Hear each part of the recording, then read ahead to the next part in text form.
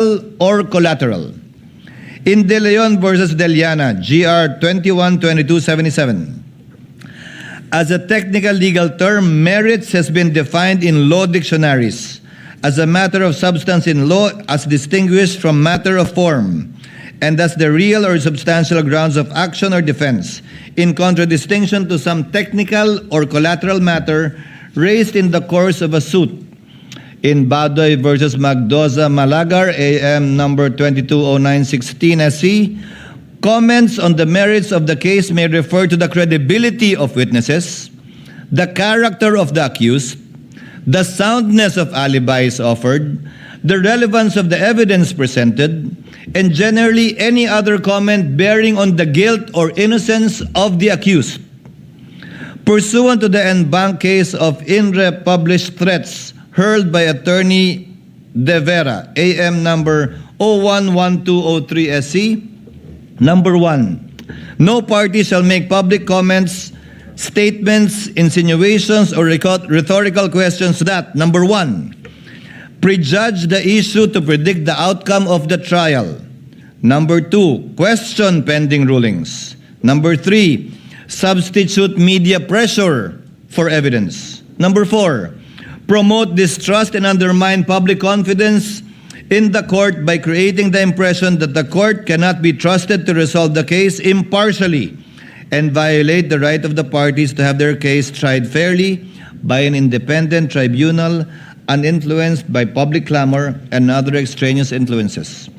For purposes of this trial, a statement pertains to the merits when viewed in the full context. It evaluates in its full context. It evaluates a disputed fact, the credibility of a witness, the relevance or probative value, weight, or sufficiency of a particular evidence, assessment as to the legal viability of an article of impeachment, or a substantive defense advocates a particular disposition of the charges or announces or forecasts the ultimate vote. Conversely, this court recognizes the qualified privilege of a fair and true report regarding these proceedings as affirmed in the Supreme Court in ABS-CBN versus Ampatuan GR number 227004.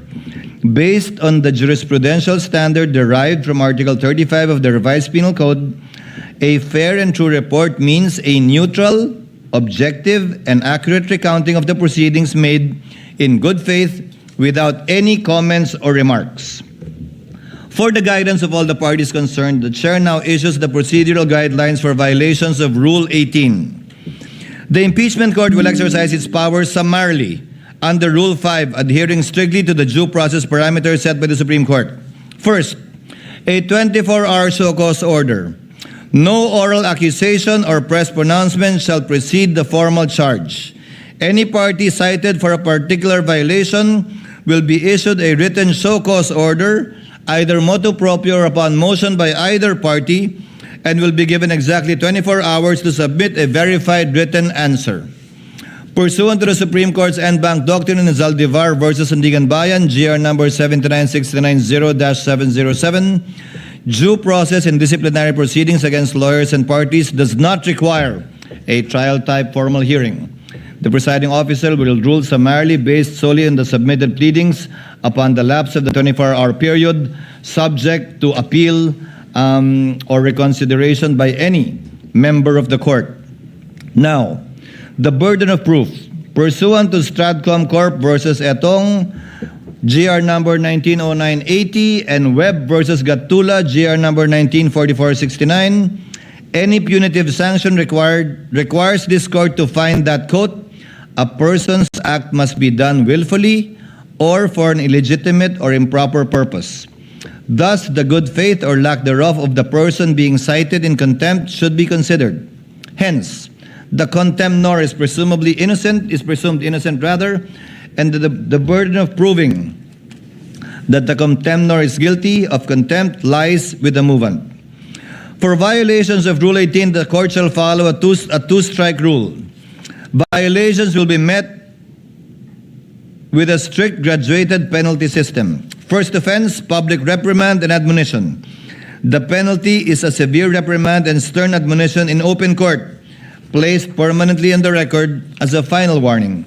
Second offense, a monetary fine. The penalty.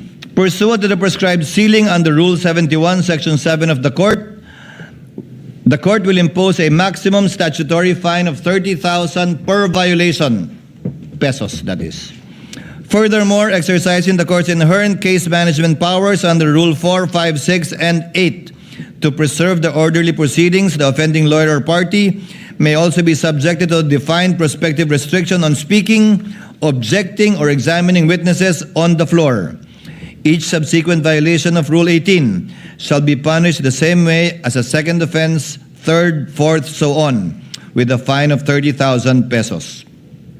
In all cases wherein a member of the bar is concerned, independently, pursuant to the case of Inre Almacen, the certified incident record will be transmitted and formal referral will be made to the Office of the Bar Confidant, the Integrated Bar of the Philippines, and/or the Supreme Court for possible disciplinary sanction regarding the person's license to practice. The court also reminds respective counsels of the parties that SIPRA Canon 2, Section 19 prohibits lawyers to comment or publicize opinion pertaining to a pending proceeding in a manner that may cause prejudgment, sway public perception, influence the tribunal, or create a widespread perception of guilt or innocence. SIPRA likewise requires professional responsibility on the use of social media and prohibits the dissemination of false or unverified claims or disinformation. Rule 18 does not, by its terms, cover outside observers or spokespersons who are not counsels of record. Such persons, however, remain subject, when applicable, to the rules on indirect contempt and, if they are members of the bar, to the SIPRA. Counsel of record must litigate their respective causes before the court, not in the court of public opinion, through interviews, social media posts, or publicly generated, authorized, encouraged, or disseminated through surrogates. Counsel cannot have their cake and eat it too. They cannot invoke the authority of this court while simultaneously seeking to influence the proceedings through extrajudicial publicity. In fact, the chair has in its hands certain statements to cite as examples, without naming names, but you know who you are, who mentioned these quotes. Quote, hindi naman pinag-uusapan dito yung kontrata, pinag-uusapan dito yung banta. Yung banta, nakita nyo sa video, may nagbanta talaga at si Vice President yon, hindi ba? If this was stated by a spokesperson or any third-party observer, it would not have been a problem. But this was stated by a counsel of record. Actually, more specifically, one of the counsels for the private prosecutors. Quote, the country witnessed what I have been saying all along. The complaint is not supported by evidence. An impeachment proceeding should be grounded on credible evidence, not speculation, manufactured narratives, or unsupported allegations. The rule of law depends on facts, not fiction. Quote, meron ba talagang kinausap na mamamatay tao? Meron ba talagang mamamatay tao? Napakaliwanag na ho sa sagot dyan. Meron. Ano ho ang prueba natin? Yung tinatawag na admission against interest ng Vice President. Again, to reiterate, if this was stated by any other party or person, not a member of the panel of prosecutors, not counsel for prosecutors, not the counsel for respondents, it would have been perfectly okay. But since this was stated by one of those covered by Rule 18, it is covered by Rule 18. Quote, since na-establish na namin yung hinahanap namin doon sa talagang testigo lamang, tatlong testigo lamang, finorgo na namin yung ibang mga testigo, na-establish na namin ang gusto namin i-establish sa Article 4. Quote, itong mga bank records don't lie. Hindi na ito pwedeng maspin. Yan at sabihin gawa-gawa lang ng prosecution ng gobyerno. Itong mga usapin na ang explained wealth ng Vice President. Quote, it is clear that the Vice President had a direct hand on this. She signed off to it. No, not just the use, but the way it was liquidated. Quote, yun pong binabanggit ni Attorney Capona na scam. Yun pa rin ho yun. Pagtingin ho namin na inilantad ngayong araw po na ito, yung pagiging scam, iskandalo nitong confidential fund misuse. Quote, malinaw din na sinasabi niya na hindi kailangan sabihin pa na ginamit ito para sa personal na paggamit ng Vice President. Itong confidential funds na ito, Dahil sabi nga niya, nakalagay na yan doon sa joint circular. Quote, siguro naman it's plain for everybody to see yung conclusion, no? Yung conclusion na tama ba yung pinagamitan ng confidential fund? Hanggang kailan ba yung pagpipikit mata natin sa isang bagay na napakaklaro naman? Quote, to be fair, let's wait for their defense if they have any or their evidence. But so far as we are concerned, our position, you violated the public trust. Fraudulent liquidation, so you have violated the law. You already betrayed the people's trust.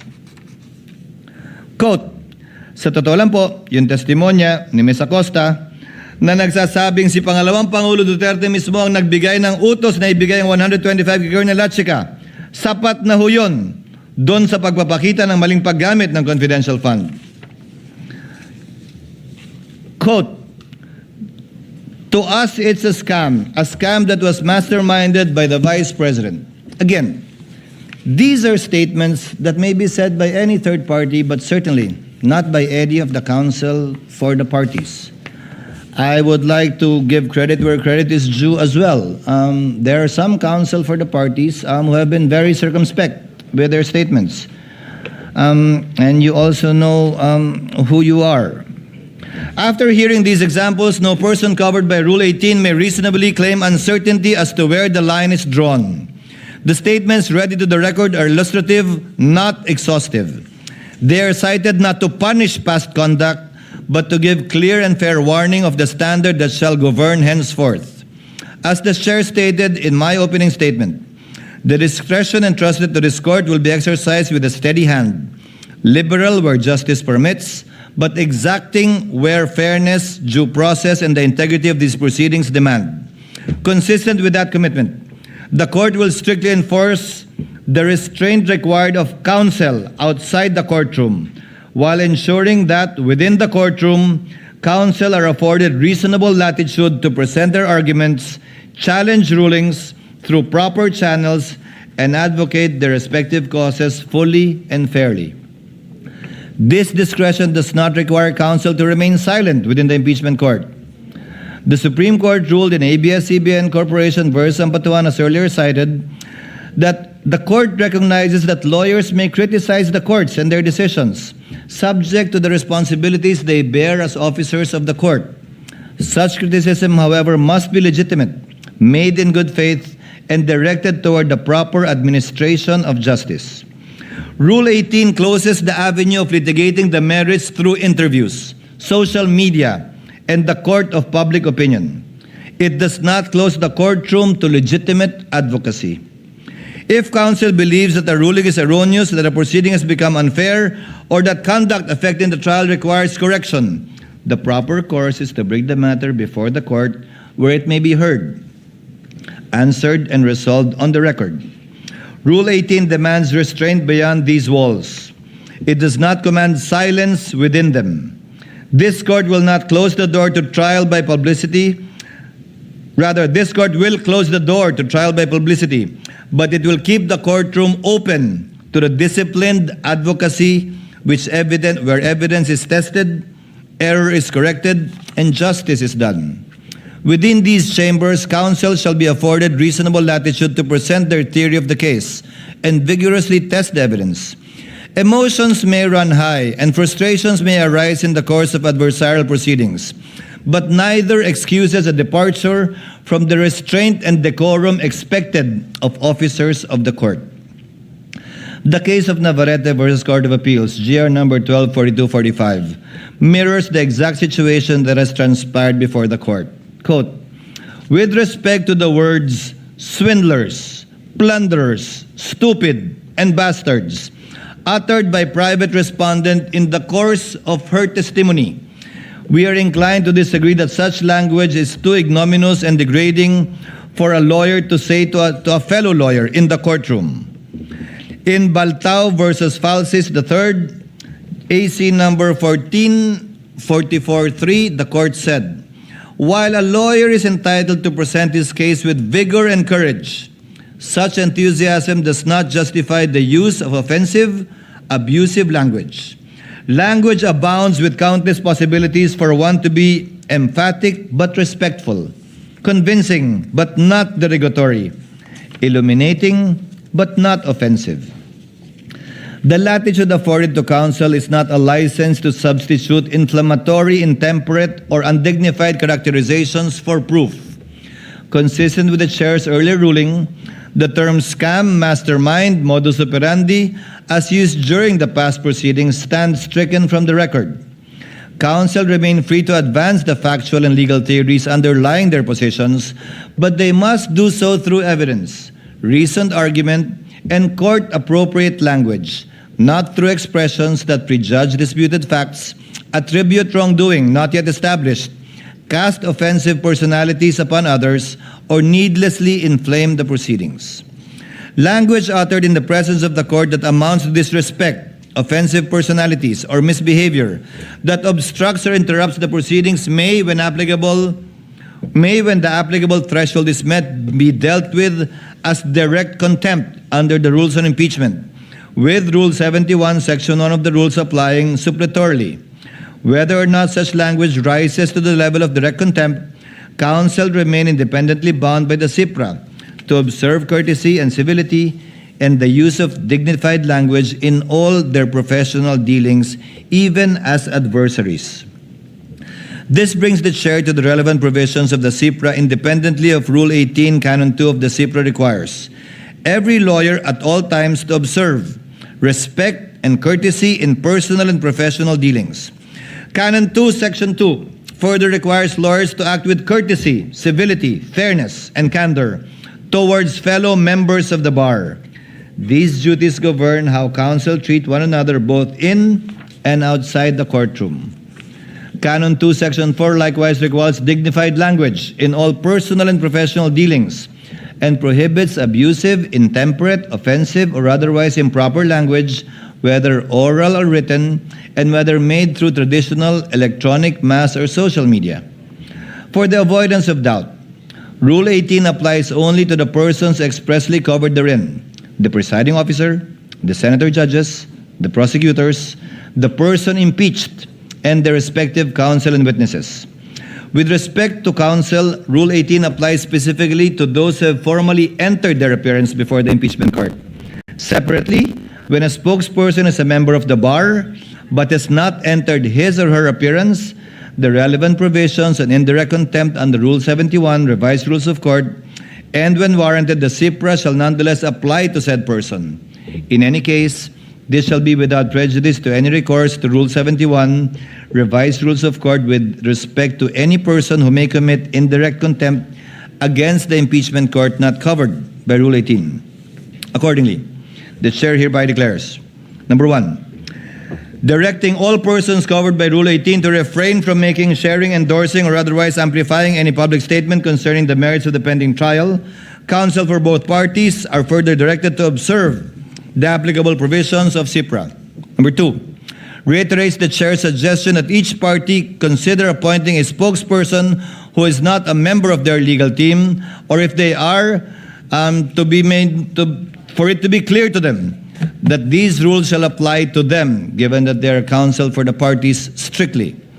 If the parties elect to retain their current spokespersons, the Rule 18 shall be strictly applied as to them. The court further advises respective counsel that the violation of this order may carry consequences separate from contempt. Where the same conduct appears to violate SIPRA, the chair may direct the clerk to transmit the certified copy of the pertinent order, transcript, and records to the Supreme Court or the Office of the Bar Confidant for whatever action the Supreme Court may deem proper. Such transmittal is a referral, not a finding or penalty of professional discipline.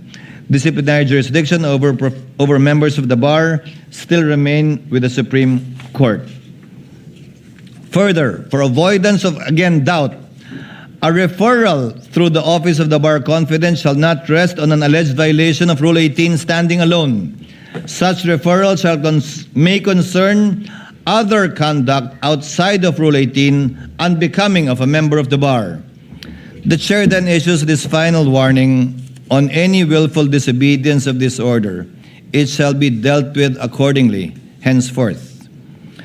The ruling prescribes the standards governing future conduct and does not by itself adjudge any identified person guilty of contempt or liable for a professional violation. The chair closes with separate reminders to the prosecution, counsel for the respondent, and senator judges. To the prosecution, the primary duty of a public prosecutor is not to convict, but to see to it that justice is done.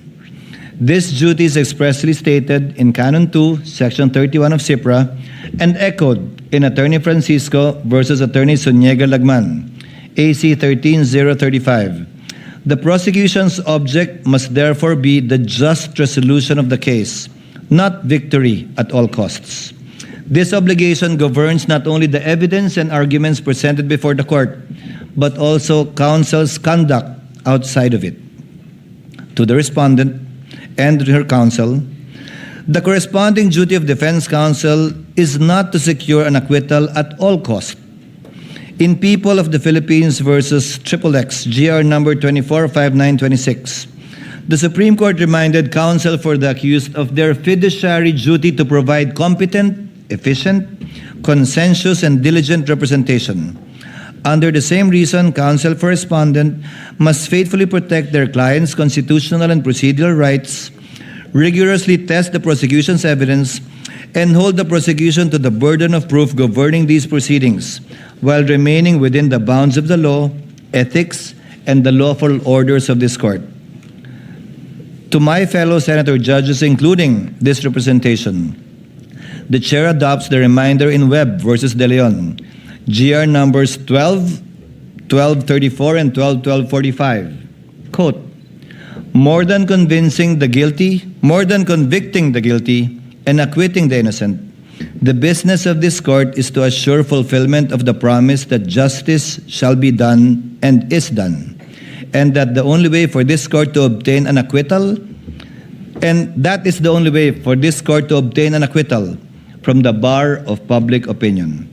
That obligation rests upon every senator judge to decide solely upon the record, under the Constitution and under our rules, and in a manner worthy of the confidence of the people to whom this court is ultimately accountable.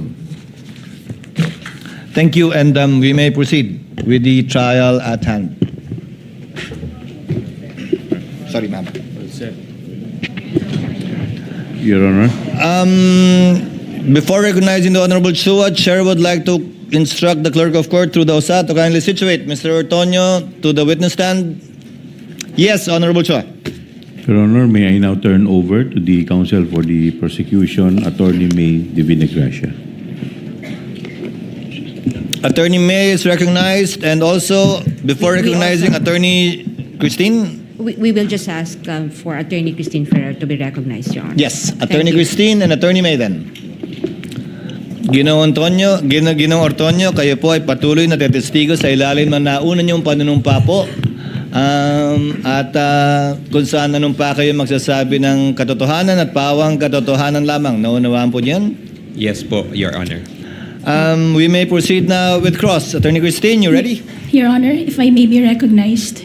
Yes, Attorney May. Your Honor, before the defense counsel proceeds with her cross-examination, the prosecution respectfully moves that the defense be directed to conduct its cross-examination in non-leading question form, Your Honor.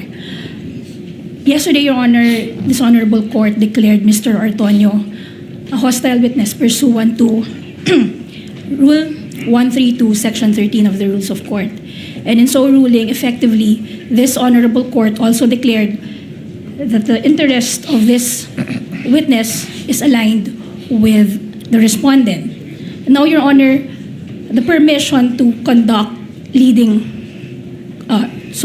the permission to propound leading questions on cross-examination under Rule 132, Section 10A of the Rules of Court rests solely on the presumption that the interest of the witness to be cross-examined is hostile or is adverse to the cross-examiner, making it difficult for the cross-examiner to put into the mouth of the witness words that he expects to be elicited.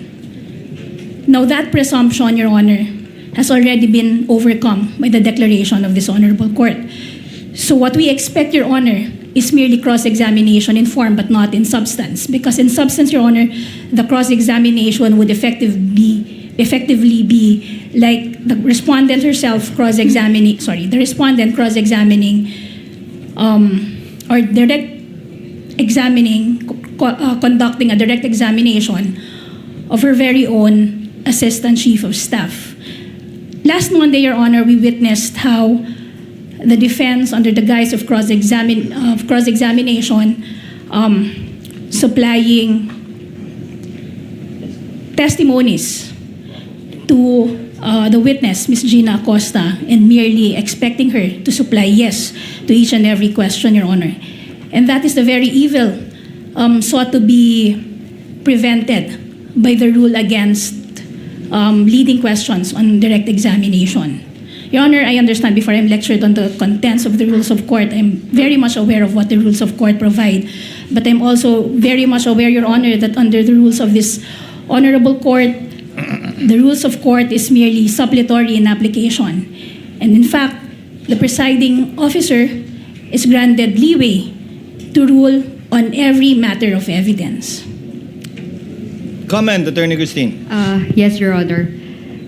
Rule 132 of the Rules of Court does not convert a hostile witness as our own witness, Your Honor. So, therefore, we are not obliged to ask direct examination questions, Your Honor. Thank you. If I may, Your Honor. Short reply, and in so replying, Attorney May, kindly cite a legal basis outside of the rules of court, since you said it's not in the rules of court. Your Honor, I'm citing the very own rules of this honorable court, saying that the rules of court is merely suppletory in application, and at the end of the day, it will be the presiding officer who will be deciding on matters of evidence. And early in the proceedings, Your Honor, if I remember correctly, two senator judges encouraged this honorable court to look beyond the wordings of the law and consider the intent for its application. That it, Attorney May? Yes, Your Honor. Chair will make a ruling. Rules of court, although it has merely supplementary application to these rules, nevertheless do apply. And the rules of court state specifically that leading questions may be asked on cross-examination without any exception nor any limitation. And as held in the Bolos case, there is no need to interpret the rules in case where there is no doubt, and the rule is quite specifically clear. Number two, we already have a precedent, at least with respect to the previous witness declared as a hostile witness in the person of Gina Acosta, where the court allowed counsel for the respondent to ask leading questions. You shall be accorded the same privilege, Attorney May, on the part of the prosecution, should the respondent rather present a hostile witness during the presentation of their evidence in chief. The court shall apply the rule equally. So ordered. Thank you, Your Honor. You may proceed, Attorney Attorney Christine. Yes, Your Honor. When you're ready. Yes, Your Honor. Before I start with my cross-examination, just to put the record straight, Your Honor, when I said they are allowed, I was referring to leading questions, Your Honor, because the journal dated August 12, 2019 would show that I was indeed asking a leading question before Attorney Kapunan objected, Your Honor. So if we take a look at it, with all due respect, the objection was even improper at that time, Your Honor. So, but I want that issue to be closed. That was similarly pointed out by the presiding officer, counsel. Thank you, Your Honor. Sorry, Your Honor, before I proceed, may my colleague be recognized, Your Honor? Attorney Kapunan. Of course. Attorney Lorna. Your Honor, please, first of all, I'd like to commend the presiding justice. Very clear. The ruling on sub judice is very clear, and we will take it with strict compliance, Your Honor. Thank you, counsel. I'd like to manifest, though, that, again, the statement of counsel is misleading because it was very clear. It was very clear, and the transcripts will show that the immediate phrase which led to my remark was not about leading, it was about misleading, Your Honor. If I heard it, if the whole legal profession heard it, if this courtroom heard it, if the outside audience heard it, then it must be, it is what it is. She had said misleading is allowed, and I responded to that, and I'd like that to be on record, Your Honor. Let us not mislead again this honorable court. Thank you. Your Honor, The chair already made a ruling earlier regarding this matter brought about by the lead counsel. In lieu of that, the chair will simply furnish the parties with a copy of the TSN, wherein, I will quote again for the record, for the last time, and then we proceed with cross. It's already 11. Attorney Kapunan, leading, misleading questions are not allowed on cross. Attorney Ferrer, they are allowed. This is what the transcript says, and it has no reference to Attorney Ferrer stating specifically that misleading questions are allowed. And perhaps the confusion arose with respect to the TSN, again, not being able to capture the perhaps overlapping statements made by both counsels, and we should leave it at that already, counsels, and move on. thank you, Your Honor. So, when you're ready, no more manifestations, Attorney Christine? None, Your Honor. We will Proceed just, to cross. Yes, proceed to cross. Attorney May, you shall be the counsel for the prosecution. Yes, Your Honor. Okay, you may proceed, ma'am, when you're ready. Good morning, Mr. Ortonio. Good morning, Ma'am Maing Buntag.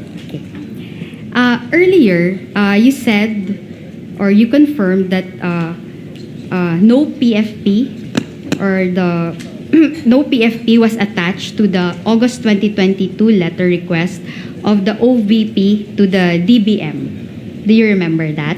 Yes, ma'am. That's correct, ma'am. Okay. And the reason for this was because at that time, it is not being required by the joint circular to attach the PFP to that letter.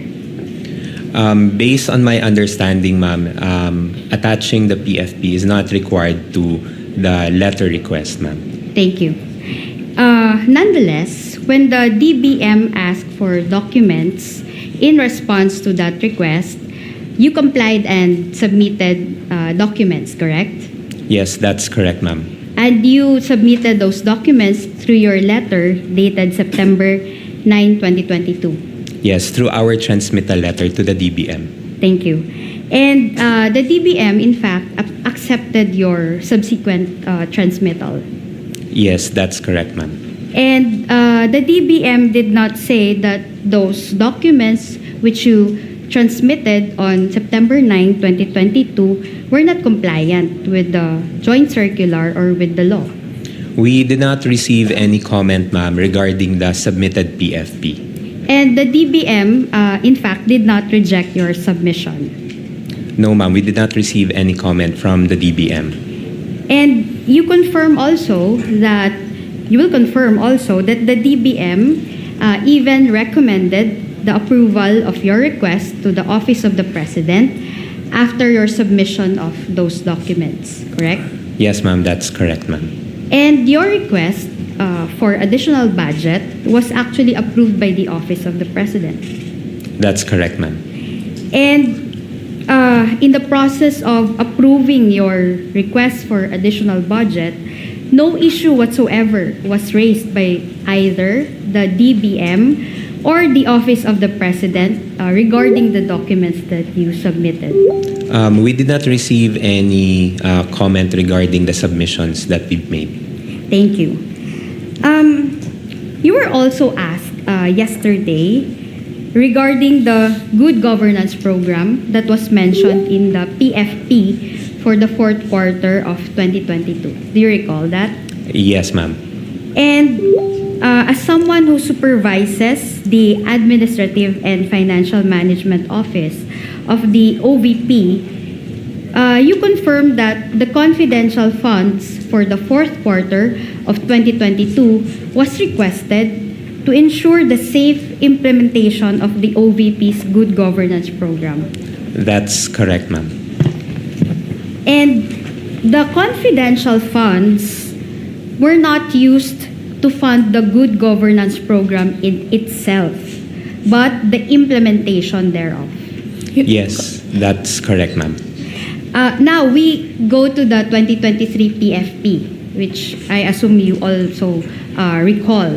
The 2023 PFP indicated that the phrase socio-economic program delivery instead of good governance program. Do you recall that? Yes, ma'am. And the socio-economic program delivery is a program of the OVP for the 2023. Yes, yun po yung parang encompassing program title for all the projects of the OVP For the year 2023. for the year 2023. Again, the confidential funds for the year 2023 were not used to fund the Objection. socio-economic program This time, itself. Your Honor, I will have to object. Not yet done, Your Honor, with the Not yet? question. Yes. Kindly finish your question, Counsel. Yes, Your Honor. The confidential funds for the year 2023 were not used to fund the socio-economic program itself, but the safe implementation thereof. Your Yes, Honor, I will that's have to Counsel object. for the Your Honor, we prosecution. would like to- Before the witness answers, the answer of the witness is stricken off. Yes. Yes, Your Honor. The question, this witness, Your Honor, based on his answers yesterday, is incompetent to testify on that. Why do I say that, Your Honor? First, this witness admitted yesterday that it was the Vice President herself who requested the confidential funds. And second, Your Honor, he himself explained that he had no participation whatsoever in the disbursement of said confidential funds. So this witness, Your Honor, by his own admission, is incompetent to testify where the confidential funds were spent or what the confidential funds was spent on or were spent on. Quick reply, Your Honor. Yes. Yesterday, yes, the witness also testified that he is the Administrative and Financial Management Officer. Your Honor, he is the supervising officer of the Administrative and Financial Management Office of the OVP, and that all budgets, as a general rule, are being approved by him, Your Honor, and he in fact participated in the request for the confidential funds in the year 2022, Your Honor. Your Honor, if I may just make a very quick rebuttal. Before the chair makes a ruling, yes. Your Honor, we've heard it straight from the horse's mouth. The statement of this witness yesterday was that that was the general rule. Since that is merely the general rule, there are exceptions. And he also mentioned, Your Honor, that confidential funds is not among those funds that went through him. Your Honor, quick reply. We've dealt this too many exchanges already, counsels. If the witness knows, he may respond. And as you very well know, Attorney May, sometimes a hostile witness may give a different answer on cross, which is a proper subject matter for redirect, if ever, when your time comes. Witness may answer, yes, Mr. Antonio, you may respond to the question. Thank you, Your Honor. The way I understand the question is that the confidential funds was not used for any of the regular programs of the OVP under the socio-economic delivery programs for the 2023. So with that, sir, I can say yes, the confidential funds were not used for the purpose of the implementation of the socio-economic programs of the OVP in itself. And you know that information by virtue of your position, not only as the Assistant Chief of Staff, but also as the Administrative and but also as the Supervising Officer of the Administrative and Financial Management Office of the OVP. Yes, ma'am, that's correct, ma'am. Thank you.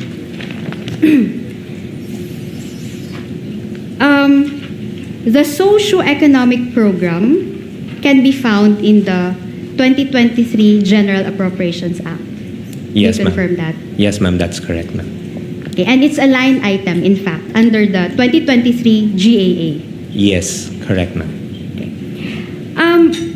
As the Assistant Chief of Staff of the OVP, were you made aware of the reason why the Good Governance Program was changed to Socio-Economic Program Delivery in the 2023 PFP, if you know? Based on my recollection, ma'am, there was a change in the term in the program title from good governance to socio-economic program in 2023 so that it encompasses parang mako-cover nung title ng program yung all of the projects of the OVP because because all the programs of the OVP addresses yung socio-economic concerns that the office would want to address. Thank you. Let's go to the AOMs and the notice of suspension.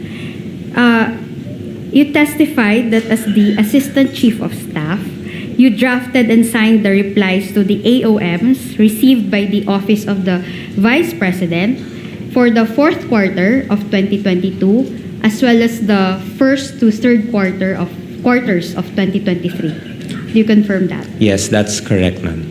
And you also signed the OVP's response and supplemental response to the notice of suspension dated December 13, 2023, relative to the fourth quarter relative to the confidential funds for the fourth quarter of 2022. Do you confirm Yes, that? that's correct, ma'am. I'm one of the signatories. And because of that, you have studied all of the AOMs as well as the notice of suspension. Yes, that's correct, ma'am.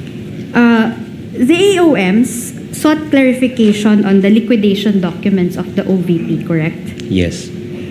The AOMs and the notice of suspension did not contain the phrase, if you recall, did not contain the phrase misuse of funds, if you can recall.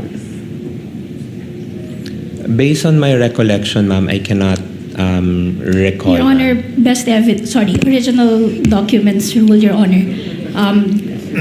Your Honor, and Well, I know the, Your Honor, I know the... Counsels, we can move on because before your objection, witness already said that he cannot recall. So, move on, Attorney Christine. Thank you, Your Honor. Okay, and in those AOMs, can you recall if there was any finding of misuse of funds? Already asked and answered, Your Honor. I'm asking about findings, Your Honor. Witness may answer. She's asking about findings, counsel. Based on my understanding, ma'am, no misuse, ma'am, although there were certain clarifications that were made. Thank you. And the notice of suspension also does not contain any finding or findings on the misuse of funds. None that I can recall, just some clarifications, ma'am. Thank you. And the AOMs and the notice of suspension were not final findings of the COA-ICFAO when it comes to the confidential funds of the OVP. Do you confirm that? Yes, ma'am. That's my understanding, ma'am, na once we receive the AOMs, we are given the opportunity to send our comments. Thank you. In fact, if you know, there is a pending motion for reconsideration before the Commission proper relative to the notice of disallowance covering the confidential funds for the fourth quarter of 2022, if you know. Objection, Your Honor. Before That you is- answer, Attorney May? Your Honor, that's no longer covered by the direct examination. The rule for the cross-examination of hostile witnesses under Rule 132, Section 13 is different, Your Honor. What can be covered on cross-examination of a hostile witness are only those matters that were covered on direct examination. At no point was a mention of petition for review ever made during direct examination.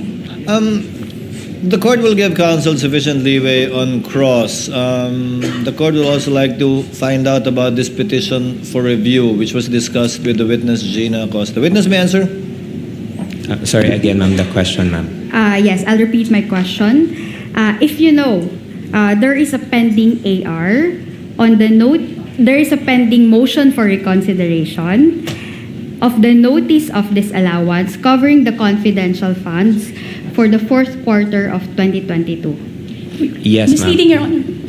Your Honor, move to strike, Your Honor, because I wasn't given enough opportunity, Your Honor. Would Enough the time. witness kindly wait just for a few seconds before answering? Yes, what is the ground of the objection, counsel? It's misleading, Your Honor, because the petition for review, it was not on, sorry, it was not, I'd rather repeat my question, Your Honor. Kindly repeat, If I Attorney can. Christine. Yes, thank you. In fact, okay, if you know, there is a pending motion for reconsideration of the notice of disallowance covering the confidential funds for the fourth quarter of 2022 before the commission proper of COA. Your Honor, again, Yes, this counsel? witness will be incompetent to testify on it, Your Honor. The participation of this witness in the filing of the petition for review has not yet been established. It wasn't even established yet, Your Honor, that this witness is even aware of the contents of the petition for review. Your Honor, the court already... If he knows, Mr. Otoño, if you know. I am aware, Your Honor, but as to the specifics on the reply to or the contents of the MR, I'm not very much aware of the contents. Thank you. As to the first to third quarters of 2023, a notice of disallowance was issued by the COA dated March 31, 2026, if you know. Yes, that's correct, ma'am. In fact, you are the person who received the notice on April 8, 2026 on behalf of the Vice President. Again, Your Honor, with all due That's- respect, that's already going beyond what was discussed on direct examination, which is prescribed under Section 13, Rule 132, Your Honor. At no point did we discuss the notice of disallowance for the last three AOMs. The discussion during direct examination were limited to the notice of suspension, up to only the notice of suspension. The chair will note will convert the objection of counsel to a continuing objection with respect to the line of questioning of Attorney Christine on this witness, but the court will allow it, but notes the continuing objection of counsel with respect to these notices of disallowance that were issued. Thank you, Your Mr. Honor. Otoño, please answer. Yeah. Ma'am, can you repeat the question, ma'am? Okay, I will repeat. A notice of disallowance was issued by the COA on dated March 31, 2026, relative to the first to third quarters of 2023. Yes, ma'am. And you are the person who received the notice of disallowance on April 8, 2026 on behalf of the Vice President. Yes, ma'am. I received the document on behalf of the Vice President as the Assistant Chief of Staff. Okay, thank you. Under the COA rules, if you know, since you are the one who also responded to the AOMs, under the COA rules of procedure, the OVP has 6 months from its receipt of the ND or the notice of disallowance to file a petition for review with the Commission proper of the COA. Objection, Your Honor. This witness will be incompetent. Unlike the joint circular, Your Honor, which he specifically mentioned in his replies, Your Honor, there was no mention whatsoever of the COA rules in any of his replies. If you know, Your Honor. Your Honor. Attorney Christine, move on to, we get your point. You can move on to your Okay, next Your point. Honor. I will continue. Now, your involvement when it comes to the OVP confidential funds were, kindly confirm each item. Number 1, processing the request for the confidential funds for the fourth quarter of 2022. Misleading, Your Honor. There was no statement to that effect during the direct examination. Attorney Your Honor, Christine? she asked for the functions, Your Honor. She even presented the documents, Your Honor, pertaining to the But at no point- confidential funds of 2022, Your Honor. If I may, Your which Honor. the witness also processed. Thank Yes, you. Attorney May? If I know, there was no, again, that's misleading, Your Honor, because I never asked about the participation of this witness in that request. In fact, he himself explained, Your Honor, during direct examination, that the request was purely the Vice President's. He had no participation whatsoever in the request. He is only aware, is only aware that a request was made because of that letter that he was confronted with. That's why throughout the direct examination, his answers would be limited to what is contained in the documents. Well, if he knows counsel, and again, this would be a ripe subject matter for your redirect if he all of a sudden regains, if all of a sudden he remembers, it is a proper subject matter of redirect. Witness may answer. Your Honor, yes, I will repeat my question. Your involvement when it comes to the OVP confidential funds were, number one, processing the request for the confidential funds for the fourth quarter of 2022 as evidenced by your letter dated September 9, 2022 to the DBM. Ma'am, just a quick clarification, ma'am. When you say processing, ma'am, in terms of... Handling the request. Yes, ma'am. Through my office, ma'am, we transmitted the request to the DBM. Okay. Signing of vouchers. That's correct, ma'am. Signing of vouchers. Signing of checks. Yes. Signing of responses to the AOMs and the notice of disallowance. Yes, ma'am. And acting as liaison when it comes to the submission of the liquidation documents to the ICFAO. Yes, ma'am. Okay, thank you. You were not involved in the drafting of the quarterly liquidation reports of the confidential funds, correct? No, ma'am. That work belongs to Ms. Gina Acosta, right? As of my understanding, ma'am, yes, ma'am. You were not involved in the disbursement of confidential funds, is that right? No, ma'am. And also the recording of confidential expenses. No, ma'am. The recording of confidential expenses is being done by Ms. Gina Acosta. As of my understanding, ma'am, yes, she is. And you were not also involved in the confidential operations of the OVP. No, ma'am. And you have not met any of the confidential informants of the OVP. No, ma'am. Neither did Ms. Gina Acosta meet any of them, if you know. That I would have no not personal knowledge, ma'am. Okay, thank you. As far as you know, the confidential informants only liaise with Colonel La Chica, if you know. That is of my understanding, ma'am. And the reason being is that the information as to the identity of the informants is classified and sensitive under the joint circular, specifically item 3.28. Objection, Your Honor. This witness has already repeatedly testified that he had no participation in the disbursement of the confidential funds, Your Honor. And yet, defense counsel, with all due respect to her, keeps on propounding questions related to the disbursement. And this answer, counsel, will always be in the negative because he has been consistent in regard to not having any participation with the disbursement. I think that has been established, Attorney Christine, that he has no participation in the disbursement. Actually, Your Honor, my question was not about the disbursement, Your Honor. If I can repeat it, Your Kindly Honor. repeat the question, Yes, thank Attorney you. You answered earlier that as far as you know, the confidential informants only liaise with Colonel La Chica. That was your answer earlier. And the reason being, okay, if you know, is that the information as to the identity of the informants is classified It's and the same sensitive banana, Your Honor. under the JC. Can I just finish my question, Your Honor? Finish the question, counsel. Yes. And I will repeat, Your Honor. The reason being is that the information as to the identity of the informants is sensitive under the joint circular. Your Honor, I raised the same objection, Your Honor. This witness already testified that he has no participation in the disbursement and implementation of the confidential funds.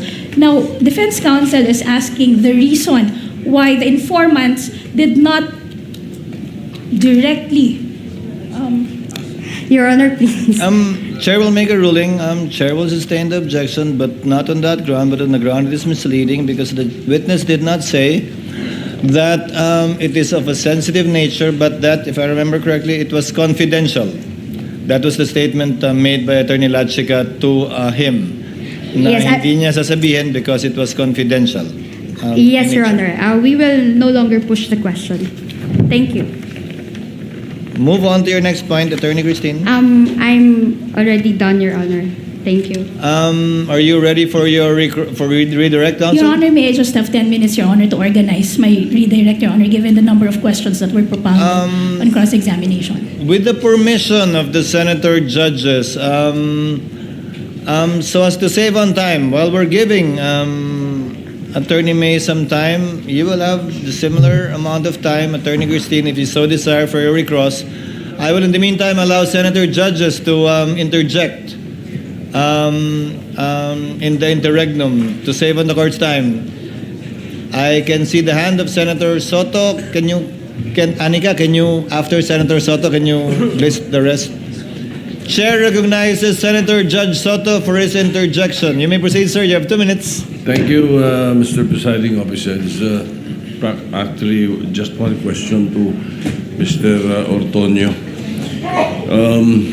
And this is out of my curiosity. Earlier, you confirmed that all admin and finance matters dumadaan sa'yo. That's correct po, Your Honor. Also, you said that you were the head of HR in Davao, the LGU.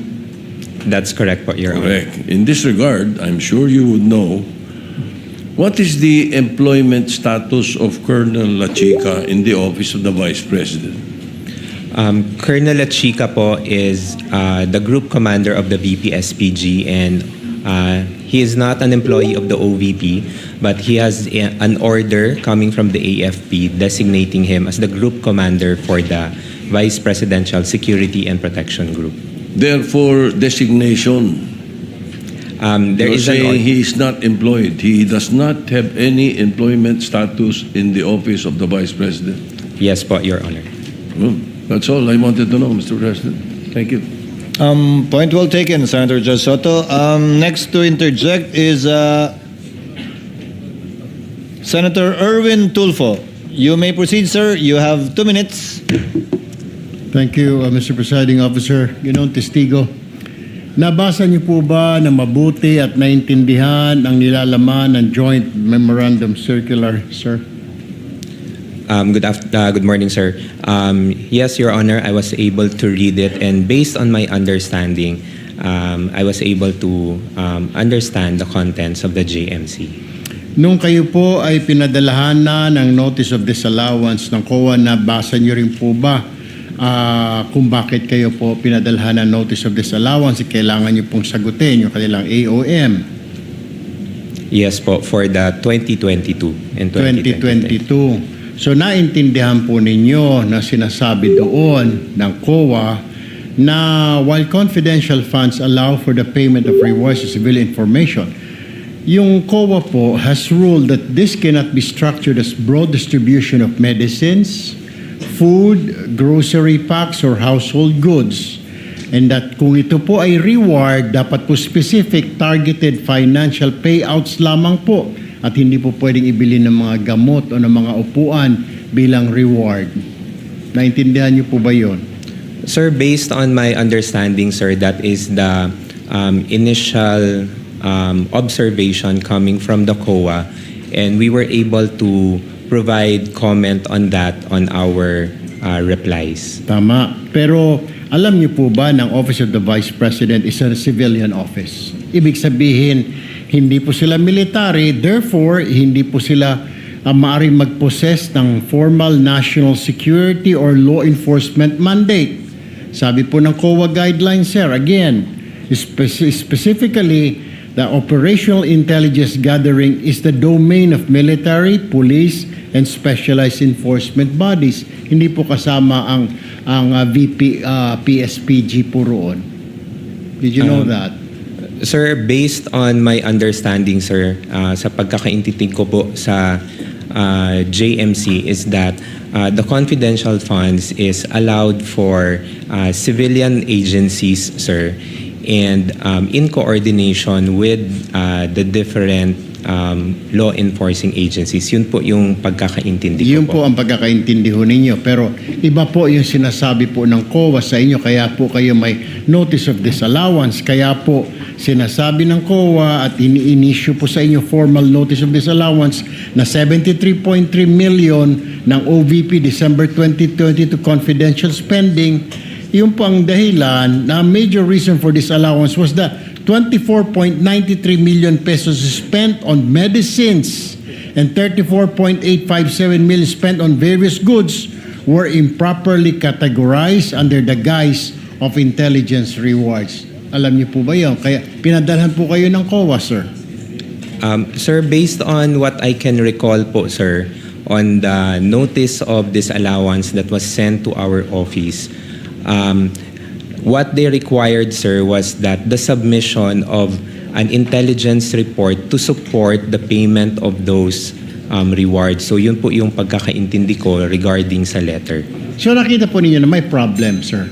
May problem. Kaya kayo pinagpapaliwanag. There is an issue po, sir, that we needed There's to an comply. issue. Okay.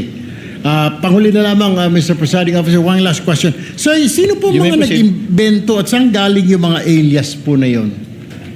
Is that only Colonel La Chica o sa grupo ninyo, sila Chippy McDonald, sila Pusa, Aso, etc. May sila Pagong. Who invented those? Sir, I do not know, sir. Number one, sir, I cannot answer, sir, if invented, sir. But as to the AR, sir, I cannot provide information, sir, because I do not have any participation in the implementation of the confidential activities. Thank you, Mr. Witness. Presiding Officer, thank you, sir. Thank you very much, Senator Judge Erwin Tulfo. Senator Judge Pangilinan is recognized. You have 2 minutes, sir. You may proceed when you're ready. Maraming salamat. Magandang umaga, Ginoong Ortonio. Good morning, sir. Yes. Pwede nyo bang ipaliwanag yung naging proseso, no? Dahil base sa testimonya ni Acosta, ni Ginang Acosta at sa inyo, yung testimonya nyo, from December 2022 to September 2023, a total of 122 million pesos in cash was distributed to perhaps hundreds of informants after doing surveillance work, was given rewards, and they purchased medicines. Tama po? Based on the information that was shared to me by the security officer, That's sir. correct. Yun yung nangyari. Based on the information, sir. Bakit gamot? Would you know? Sir, I would not know, sir, but although based on the information that was shared to me by the security officer, those were parang yun po yung representation or yun daw po yung inilapit ng mga informants or agents that they needed at the time. Bilang reward. Yes, as a Pero form pera of- ang binigay, sabi ninyo, no? Yes, sir. Pero hindi nyo alam kung talagang gamot ang binili. I would Dahil- have no idea, sir, on the implementation, sir. Dahil walang resibo. Acknowledgement receipt meron. Acknowledgement receipt, sir. You were head of the BAC, no? Bids and Awards. Bids and awards. So committee, familiar sir. ka, pagka regular purchases, dapat may bidding ang medicines. Correct, sir. Di ba? Yes, sir. So, kung yun ang pinaliwanag sa'yo, sa loob ng 9 na buwan, hindi mo ba tinanong o hindi mo ba sinita na dapat pagka medicines, dapat bidding? Kasi ako ang head ng Bids and Awards. Alam ko yan eh. Sir, I was only made aware of the concern regarding the medicines and food supplies, sir, when the when we received the AOM, which was around October of 2023, sir. So that was parang almost 9 months after the 2022 na implementation for the confidential funds. Okay. So, hindi mo alam kung bakit gamot, no? Sinabi lang sa'yo, no? Pero bilang in charge ng financial services, yun na nga, hindi mo rin talaga alam kung yung 122 million ay gamot ang binili. For that purpose, sir, I would have no personal Yes. knowledge, sir. At sa usapin naman ng supplies, sabi, purchase of supplies. Anong supplies yun? Would you know? I do not know of, I'm not familiar, sir, kung ano po yung mga supplies na ni-request. So hindi mo rin po, sir. alam na yung 112 million pesos worth of goods. Anong goods yun? Again, sir, I would have no personal knowledge, sir, on the specifics of the supplies, sir. You know, you have 2 master's degrees. You're a graduate of Ateneo. Would you consider this usual? As far as sa pagkaka... I mean, now that you know, di ba sabi nga nila, hindsight, 2020. Vision is always 2020 in hindsight. So ganitong para sa surveillance, binigyan ng gamot na 122 million, yung mga informant, sila na lang daw ang bibili ng gamot. Is this usual? In terms of using government funds? And you being a BAC head? Based on my understanding po, sir, at saka sa pagkakaintindi ko po, sir, it went through the the process that is allowable by law. So it's usual for you. It's usual. That's just my question. Do you find this usual? And you say yes or no. So you find this process na medicines ang binibigay bilang reward sa mga informant, pero hindi medicines, pera, sila bibili ng medicines, 122 million in a period of 9 months. For you, that's usual. kung sa pagkakaintindi ko po, sir, and based po sa understanding ko po sa JMC, sir, I would say so, sir. Okay. No further questions at this time, Mr. President. Thank you. With the permission of the next in line is Senator Judge Tulfo, but with your permission, Honorable Tulfo, thereafter, Senator Villanueva, the Senate President, Senator Ontiveros, Senator Lacson. The 10 minutes of Attorney May is up. Attorney May, can you now proceed with your redirect? Again, without prejudice, to Attorney Christine asking for a similar time for her recross, should she require it? Good morning. Attorney, ulit, you may proceed when you're ready. Good morning, Mr. Antonio. Good morning, ma'am. Okay. Kanina, on cross-examination, sinabi mo na sa pagkakaalam mo, hindi required na i-attach ang PFP sa request for confidential funds. Tama ba? Yes po. Okay. Now, maybe confront you with Section 3.24 of the Joint Circular 2015-01. Can you kindly read it for may the record? approach and show the witness the JC 2015-01, the relevant provision thereof.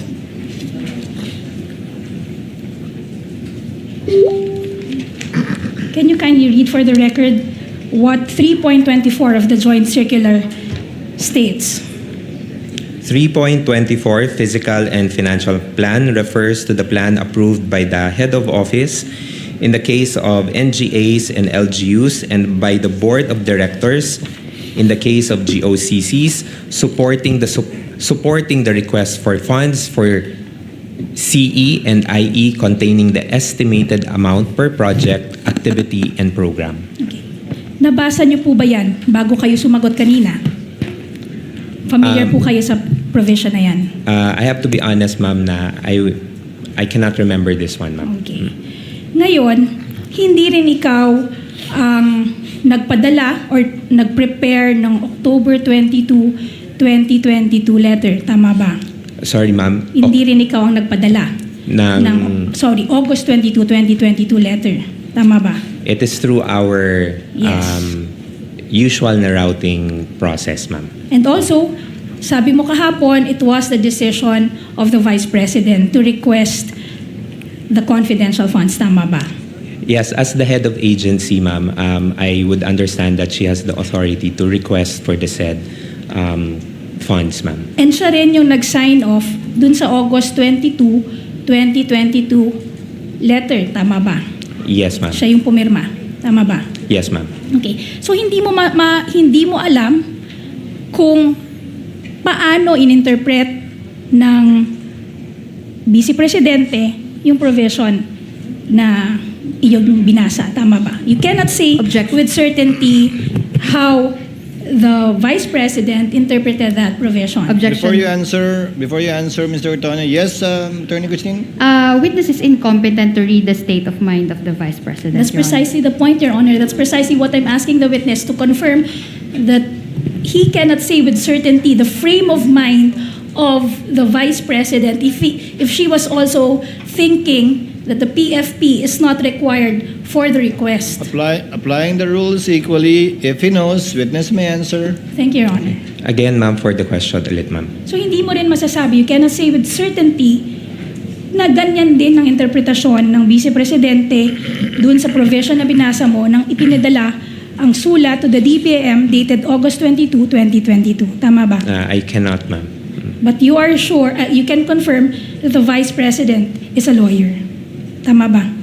Yes, ma'am, she is a lawyer. Sinabi mo rin kanina na yung confidential funds, to your knowledge, hindi lang to ginastos sa regular programs ng good governance. Tama ba? Ma'am, what I meant, ma'am, is that... Sorry, Mr. Tony, let me just clarify. Sinabi mo kanina na to your knowledge, yung confidential funds were not spent on the regular programs under the good governance program. Tama ba? That's correct, ma'am. Yan din yung sinabi mo para sa socio-economic delivery programs. Ang sabi mo, yung confidential funds hindi ginamit sa regular programs ng socio-economic delivery programs ng OVP. Tama ba? That's correct, ma'am. Pero you will confirm na yung sa PFP, hindi naka-indicate na the confidential funds will be used not for the regular programs of the good governance program of the OVP. Tama ba? Walang qualification dun sa PFP. Tama ba? Ang nakalagay lang doon, good governance program. Yes, ma'am. Based on the document that I Yes. saw, ma'am, it only indicated the program titles. Okay. Tama. So, hindi naka-indicate doon na gagamitin ang confidential funds para sa programa other than the regular programs under the good governance program. Tama ba? Yes, ma'am. The same is true for the 2023 PFP.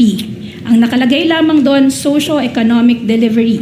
Walang qualification. Tama ba? Based on the document that was Yes. presented, ma'am. Hindi rin sinabi na the confidential funds for 2023 ay gagamitin for programs other than the regular programs of the socio-economic delivery programs of the OVP. Tama ba? Sorry, ma'am. Can you repeat the question, ma'am? Hindi To be rin clear. sinabi sa PFP for 2023 the confidential funds of the OVP will be used for programs other than the regular programs under the socio-economic delivery program of the OVP. Based on the Yes. document, ma'am, it does not specifically indicate. Okay. And you would confirm that the seeming confusion would have been avoided had the Office of the Vice President only indicated the specific programs under both the good governance programs and the socio-economic delivery programs in the PFP. Tama ba? Objection. What is the ground? Attorney Speculative, Your Honor. Your Honor, again, a question does not... The witness is smart enough. Mr. Ortoño, you may answer if you know. Can you repeat the question, ma'am? The confusion would have been avoided or would have been averted. Maiiwasan sana ito kung yung OVP nilagay doon sa dalawang PFP for 2022 and 2023 yung specific each and every program that will be funded by the confidential funds for both Objection. years. Tama ba? Objection, Your Honor. So What's the already ruled objection, upon, Your Attorney Honor. Christine? The witness did not say there was a confusion, Your Honor. That was misleading. I didn't say, Your Honor, that this witness mentioned But her question says, so the confusion should have been avoided, Your Honor. The question is misleading. Because, Your Honor, there was an inconsistency, Your Honor. Earlier, She is interpreting and making conclusions out of the answer of the witness, Your Honor. Attorney May, kindly reform. Yes, the witness did not say that he was confused. okay. Reform, you can get to the same point. Throw another way. Okay. So, Mr. Mr. Ortonio, kung nilagay yung each and every program that will be funded, stinate doon sa dalawang PFP, yung particular programs na paggagamitan ng confidential funds, wala sanang question kung saan ito ginamit. Tama ba? Objection, Your Honor. Same objection, Your Honor. Actually misleading kasi wala sanang questions. He did not say that there were questions on Then the I will confidential. drop the sana, Your Honor. Mr. Ortonio, if I may, counsels, Mr. Ortonio, bakit hindi nilagay doon sa PAP yung particular ng good governance at socio-economic program at hindi ito bahagi doon sa original o regular na budget ng OVP? Sa Sir, pagkakaalam mo. thank you, Your Honor. On the question, sir, on kung bakit hindi nilagay, sir, I would have no personal knowledge, sir, on why, since the document was prepared by our special disbursing officer. Sa paggawa ng sagot sa OEM, sa palagay mo ba kung nilagay niya yon, hindi na masasama sa OEM, sa AOM yon? Based on my understanding, sir, it could have helped, sir, to clarify. Okay. Your witness, counsel? Okay. Mr.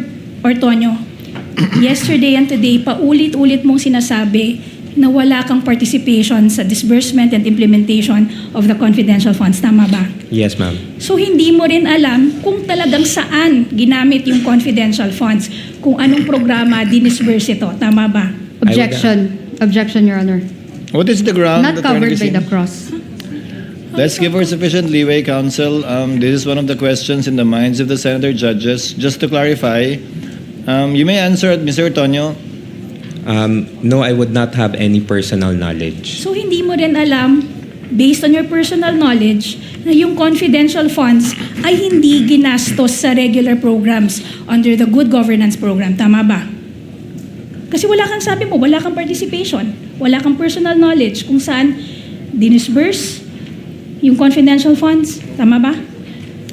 Based on my understanding, ma'am. Wala ka ring personal knowledge kung paano in-implement ang confidential funds. Tama ba?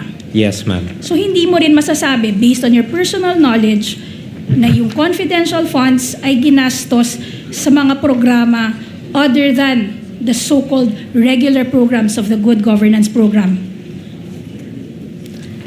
Objection, Your Honor. What is the ground, Christine? Misleading, Your Honor. The witness did not say that the confidential funds were spent on the good governance programs of the OVP. That was not the point, Attorney Christine. Witness may answer. If the presiding officer may, Mr. Ortonio, kung wala kang personal na kaalaman kung paano ginastos yung confidential fund, edi wala ka ring personal na kaalaman kung ginastos sa regular na programa ng OVP yung confidential fund. I do not have any personal knowledge, sir, on how the confidential funds was implemented, At all. sir. Kung saan napunta yon, wala kang alam.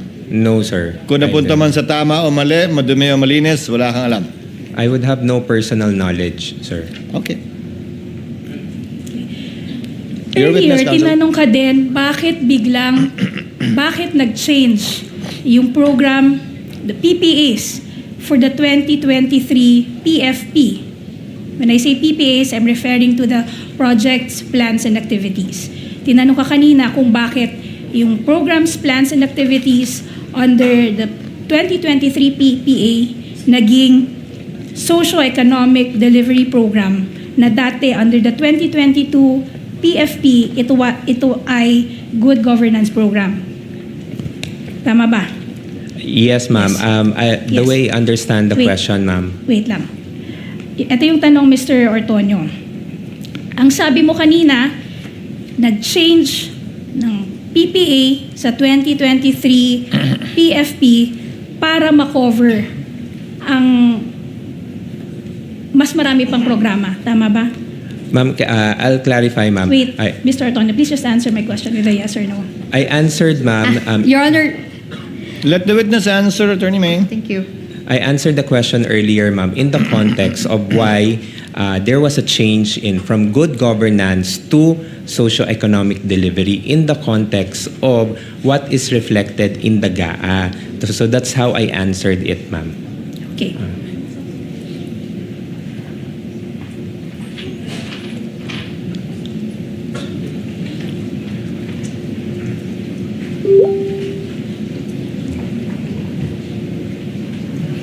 Pero you will confirm na wala ka ring participation dun sa pag-identify, sa pag-prepare ng PFP. Meron ka bang participation? For the PFP, ma'am, no. Okay. Kanina tinanong ka rin tungkol sa petition for review na final ng OVP sa COA. Tama ba? Yes, ma'am. And you will confirm that this petition for review was denied by the COA. Tama ba? And yes, ma'am, and Yes. subject for motion for reconsideration. Ibig sabihin, nang dininay ito ng COA, yung COA, it stood pat with its earlier decision, with its earlier findings. Tama ba? Your Honor, If he knows, counsel, Yes, ma'am, but then again, Yes. subject for the filing of motion for reconsideration. Sinabi mo din kanina na wala kang participation sa drafting ng liquidation. Wala kang participation sa drafting ng request. Wala kang participation sa drafting ng liquidation documents. Wala kang participation sa disbursement. Wala kang participation sa recording kasi ang may gawa nito ay si Ginang Acosta, di ba? Yes, ma'am, Naalala mo that's yun? correct. You will confirm na ikaw, ang Chief of Staff at ang Vice President, ang 3 top officers ng OVP, tama ba? As Assistant Chief of Staff, ma'am. Yes. So, kayong tatlo, kayo yung top 3 officers ng OVP. Assistant Chief of Staff, and the Vice President herself. Tama ba? Yes, ma'am. Okay. Sinabi mo na wala kang alam tungkol din sa mga bagay na yon. At sinasabi rin ng Chief of Staff na wala rin siyang alam tungkol sa mga bagay na ito. So, tama bang sabihin na among Your the Honor, 3 of please. you, si Vice President lang ang nakakaalam? let her finish the question. Witness will not answer the question until the objection is ruled upon by the chair. Finish your question, Attorney May. Done, Your Honor. Attorney Christine, what's your objection? misleading, Your Honor, and vague. First of all, the Chief of Staff has not yet testified with regard to the confidential funds. Well, Attorney Christine, the court took judicial notice of the proceedings in the House of Representatives where the Chief of Staff, Attorney Lopez, testified, and I went through the TSN, and such statements were made along those lines by the Chief of Staff of the Vice President. Witness may answer. Ma'am, can I be clarified with the question? Can you repeat the question, please? Okay.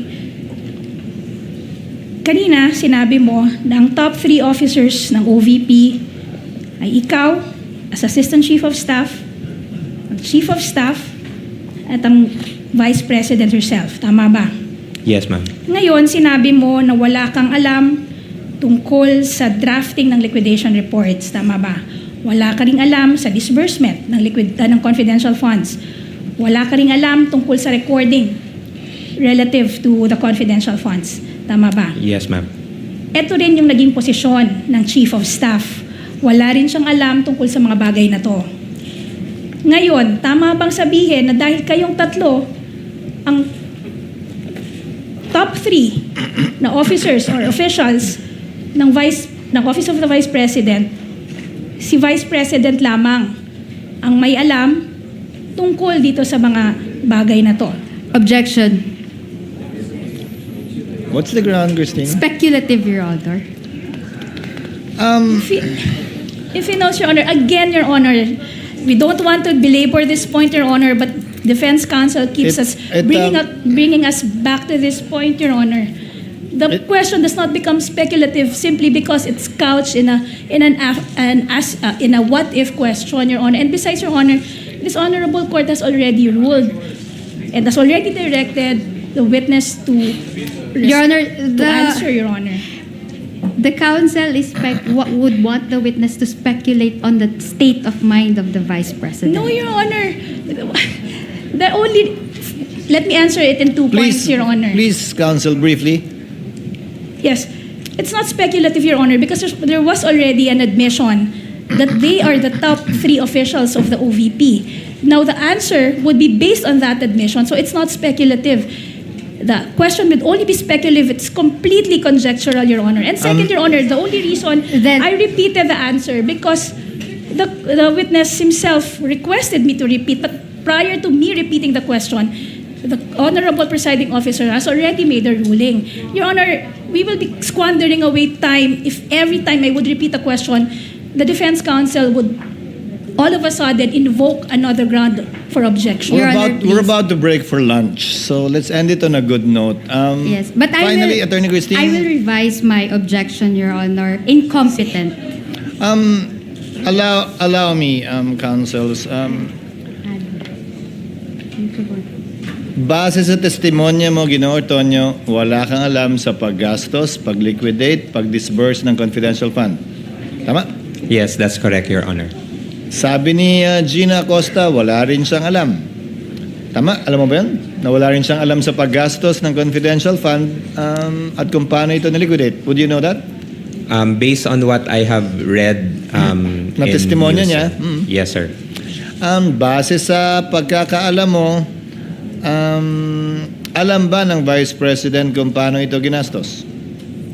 The way I understand it, sir, as the head of agency, I would understand that she knows the implementation, sir. Yes. So si Colonel Lachica, alam din siyempre. Yes, sir.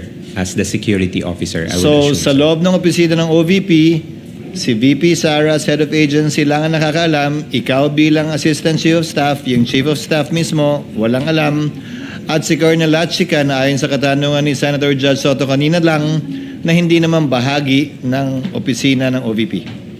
Yes, Your Honor. Okay. That would be all for redirect, Your Honor.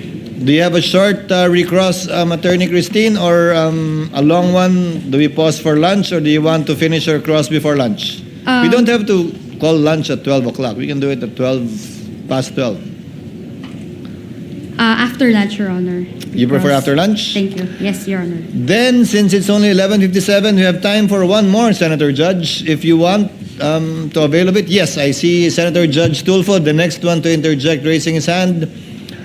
The sequence would be Senator Judge Rafi Tulfo, Senator Judge Villanueva, the Senate President, Senator Judge Ontiveros, Senator Judge Lacson, Senator Judge Padilla, and I just saw Senator Judge Bam.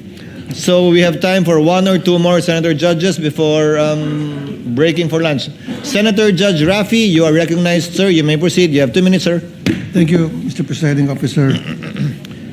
Kayo po ay nag-reply sa AOM from COA for the check number 244027 dated 20 December 2022.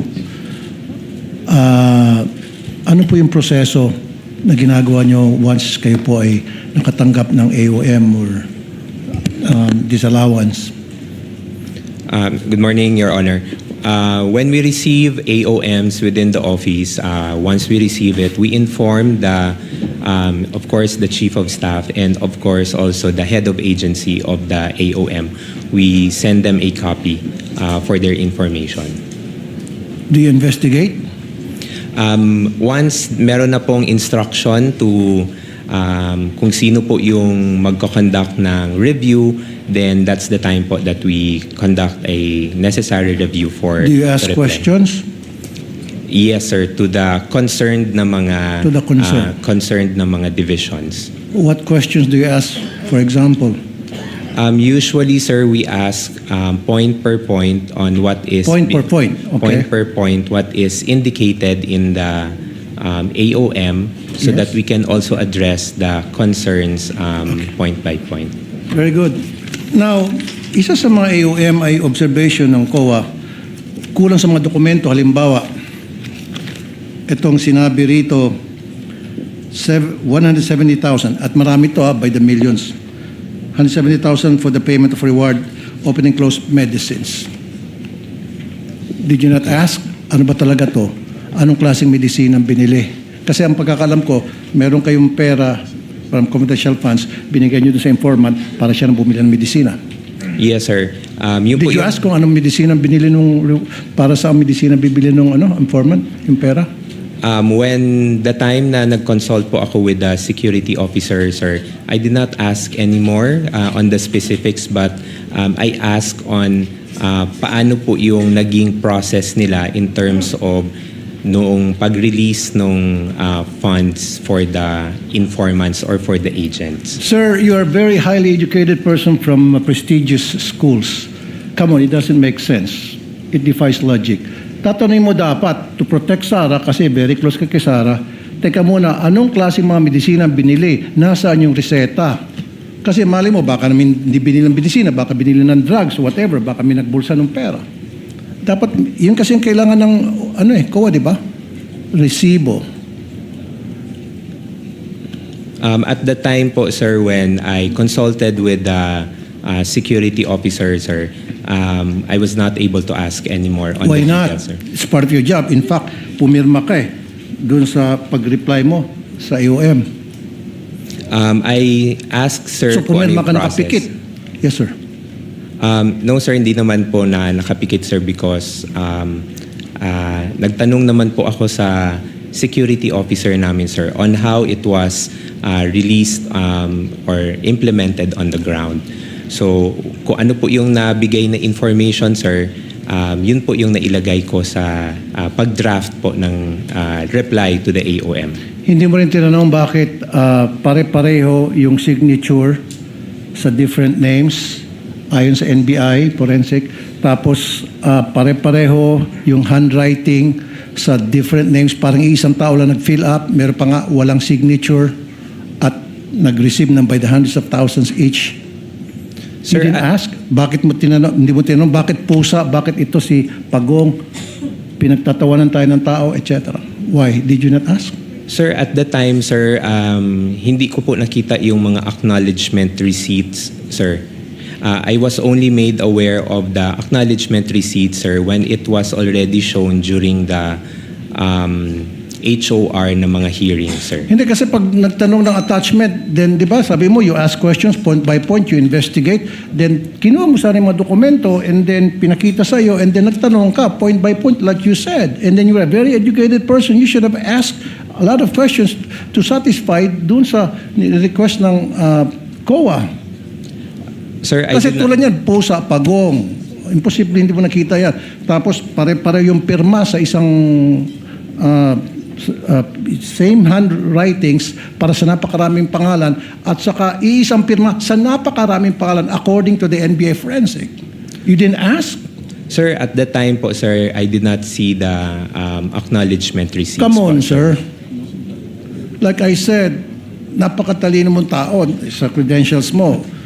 Dating professor, Ateneo, UP, di ba? And then, now, parang, sorry sir, parang nagmaang-maangang ka.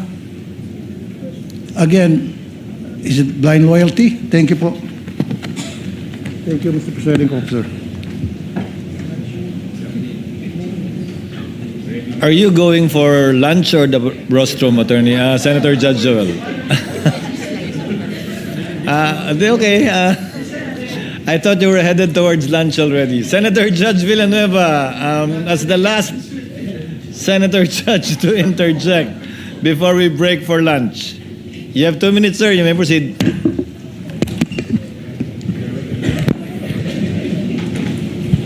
Thank you. Mr. Witness, sinita po kayo ng COA dun sa pag-approve nyo ng disbursement voucher, no? Yung 125 million. At ang explanation nyo, delegated po sa inyo pag more than 1 million. Is that correct? Yes po, sir. There is an office order, sir.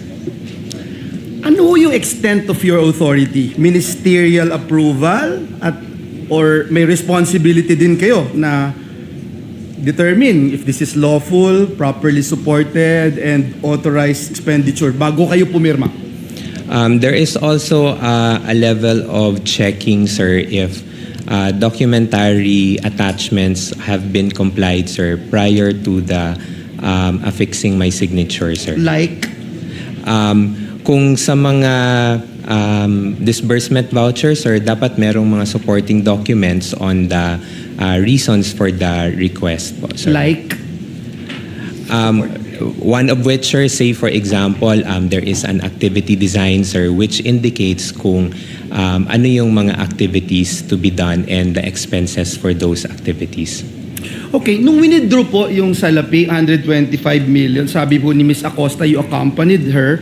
Alam niyo po na after nung winidraw yung salapi, diretso po pinlace ito sa custody ni Colonel Lachica. Alam niyo po yan?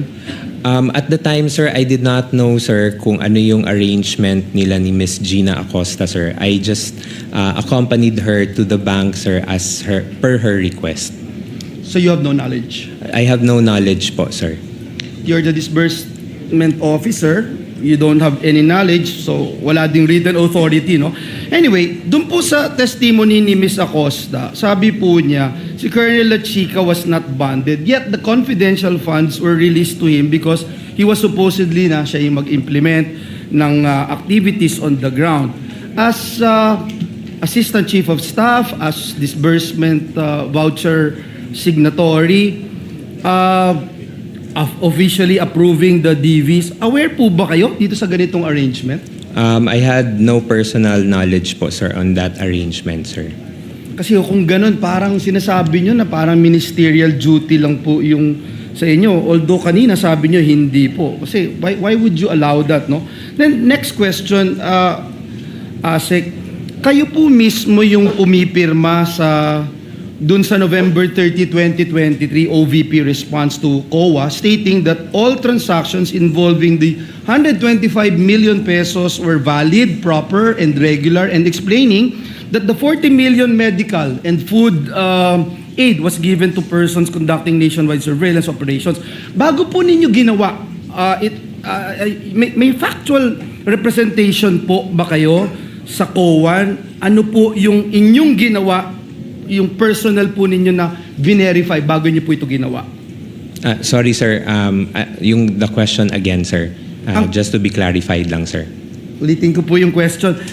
Nung nag-respond po kayo dun sa COA that all transactions involving the 125 million were valid, proper, and regular, in-explain nyo din po yung 40 million medical and food aid was given to persons conducting nationwide surveillance operations. Bago po ninyo ito ginawa, yung factual representation po na iyon sa Commission on Audit, ano po yung inyong personal na ginawa to verify all of this? I consulted po yung our security officer on how the implementation was done on the field, sir. And what was relayed to me, sir, yun po yung nilagay ko sa draft for the reply, ano sir. Po yung hiningi nyo? Information, sir, on how it was implemented, sir. So I asked if I can remember it right, sir, because it was quite a long time ago, sir.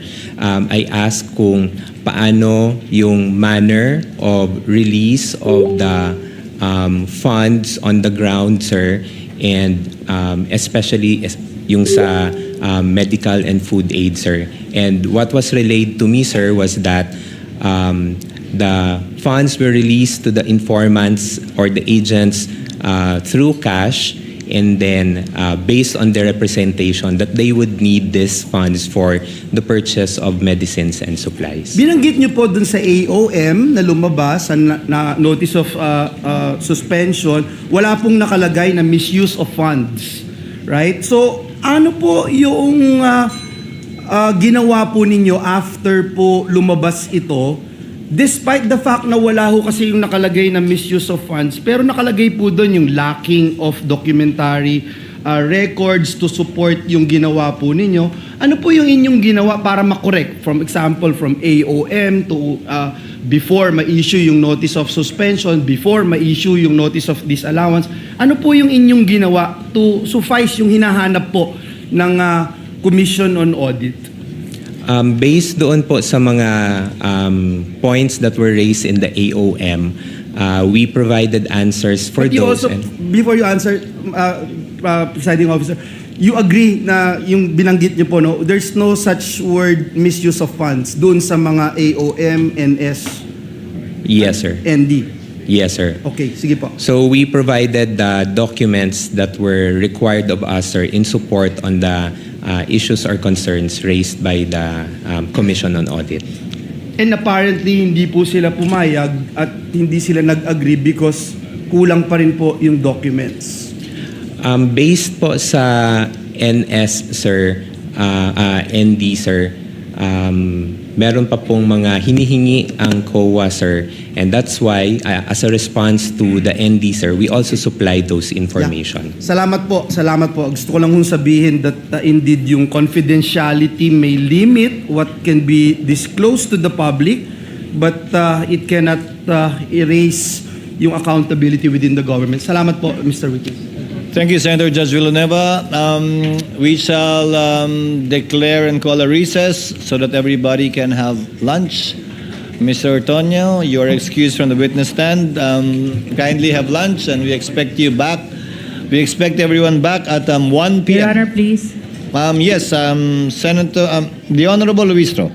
Your Honor, may we just know if Colonel Boransing is already in the premises, because we understand that the prosecution will be presenting him immediately after the recross of Mr. Ortonio. He is not yet in the building, and we will address that when we reconvene. There's nothing we can do about it anyway at this point in time. We will Thank you, inform Your you of the circumstances before we resume at 1 p.m. We are on recess until 1 p.m. Kindly have a hearty lunch.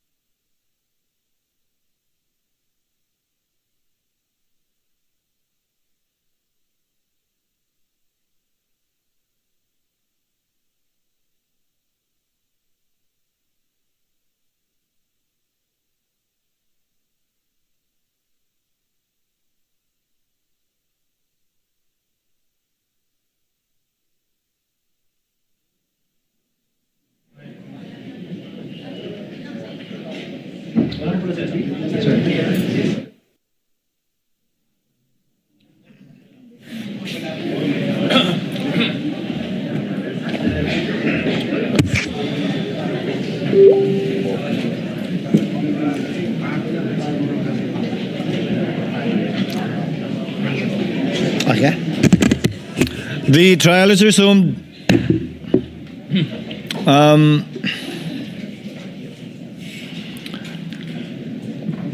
Kindly situate Mr. Ortonio to the witness stand. Clerk of Court, Rosa.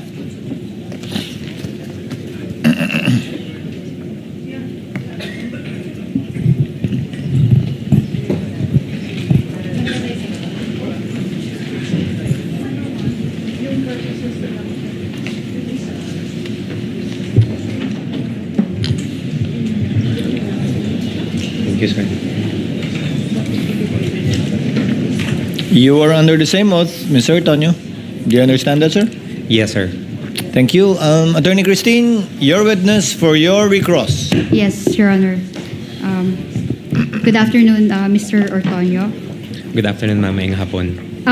Earlier, you were asked to confirm that the PFPs for the fourth quarter of 2022 and the first to third quarters of 2023 did not reflect that the confidential funds were used for the safe implementation of the OVP's Good Governance Program for 2022 and social economic delivery for 2023. Can you Misleading, recall Your that? Honor. Yes, Misleading, Your Honor. Move to strike, Your Honor. Why is it misleading, Attorney May? Because, Your Honor, during the redirect examination, I never mentioned safe implementation. Reform Council, I don't recall the word safe as well. But it was somewhere along those lines, I believe. Yes, Your Honor. But actually, that was what registered to me. But can I continue, Your Honor? You may continue, Attorney Christine. But, Your Honor, Okay. we move to strike the answer of the witness. So stricken off, reform your question, Attorney Thank you, Your Christine. Honor.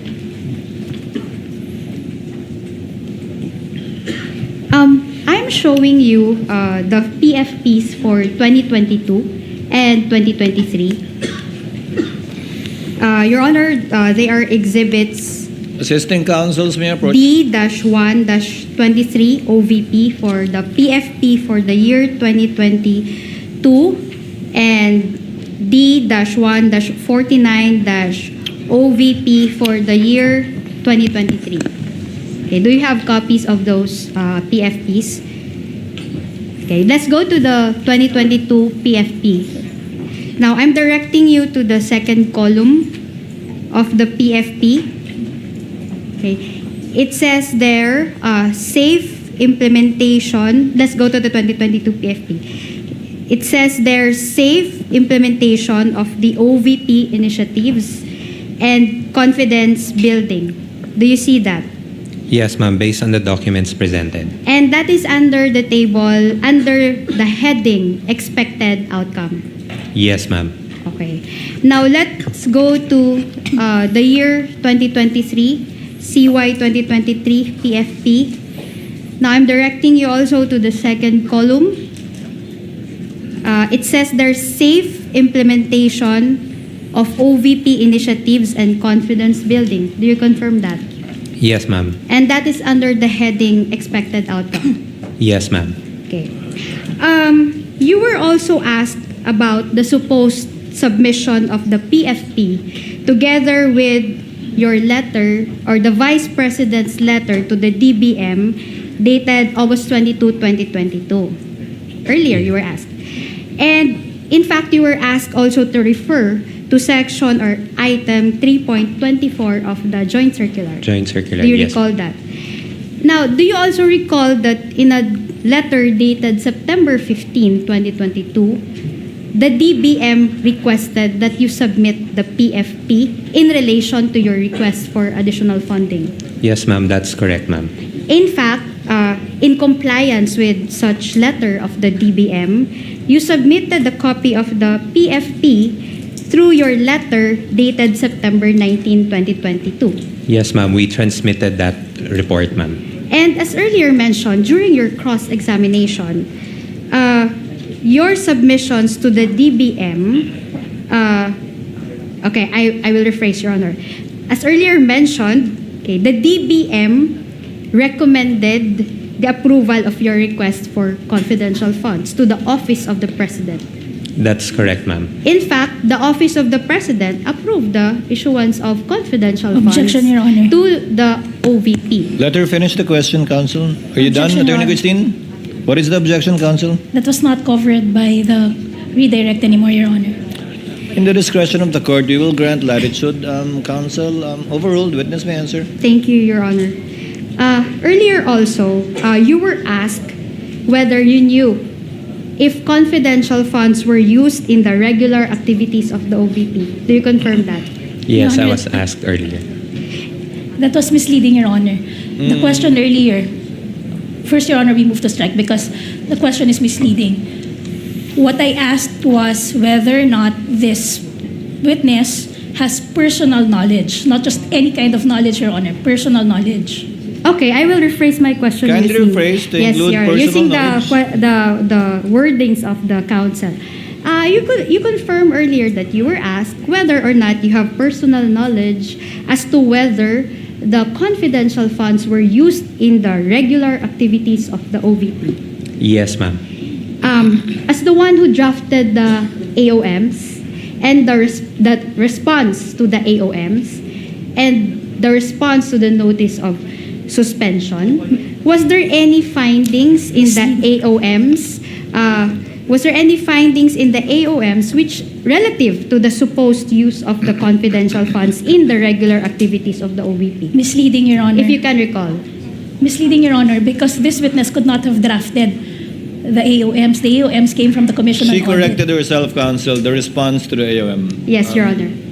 Witness may So answer. I will repeat my question, Your Honor, for clarity. Now, as the Proceed, one who Attorney drafted, as the one who drafted the responses to the AOMs as well as the notice of suspension, if you can recall, was there any findings of the COA relative to the supposed use of the confidential funds in the regular activities of the OVP? Not covered by the redirect, Your Honor. I never touched upon the AOMs during the redirect examination. Same ruling, counsel. You may register in the court notes a continuing objection along these lines of questioning by the counsel. Witness may answer. Based on the documents that we have received from COA, there was no any indication or any comment that the confidential funds were used for regular programs. Nothing further, Your Honor. Thank you. Thank you, counsel. We now proceed to the interjections of senator judges. Before we proceed to administrative matters facing the court today, we recognize our distinguished Senate President. Next in line, Senate President Owen Gatchalian. You may proceed, sir. You have 2 minutes. Thank you, Mr. Presiding Officer. Mr. Ortonio, nakita ko sa mga records na 6 na beses kayong pumirma ng reply to COA. Itong 6 na letters na ito ba ay nabasa, nakita, ipinakita kay Vice President SARA?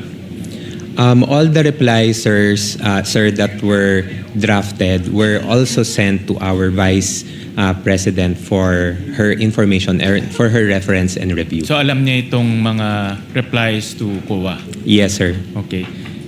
Narinig ko rin sa inyong testimony na kinausap niyo si Acosta at si Colonel Lachica. Yes, sir. At base sa mga information nila, yun ang inilagay mo sa letter replies niyo to COA. Tama? Yes, sir. That's correct, Your Honor. Paki-narrate nga sa amin, ilang beses niyo pala na-meet si Colonel Lachica? Sir, sa mga replies po, sir, I cannot exactly remember how many times, sir.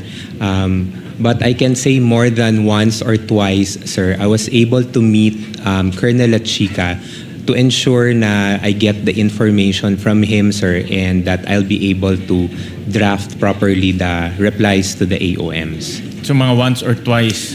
Or Around once or twice, sir. The exact number, sir, I cannot remember anymore, sir, because maraming documents po yung na-review, sir. pakikwento nga sa amin kung ano exactly yung kanyang sinabi sa inyo para ma-draft niyo itong reply. For the AOMs, sir, I'll try to recall, sir, some of the issues that were raised on the AOM. So say, for example, sir, on the AOM comment regarding the use of the confidential funds for medical and food supply, sir.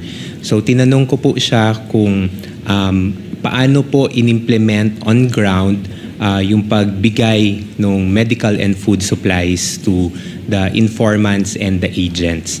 So from there po, sir, na-mention niya, sir, na the funds were released to the informants and agents based on the representation that those funds will be used for the purchase of medical and food supplies.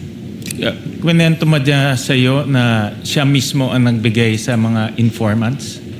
Sir, hindi ko na po ma-recall, sir, if he mentioned specifically if siya po yung nag-distribute personally, sir, doon sa on the ground, sir, or implemented the release on ground.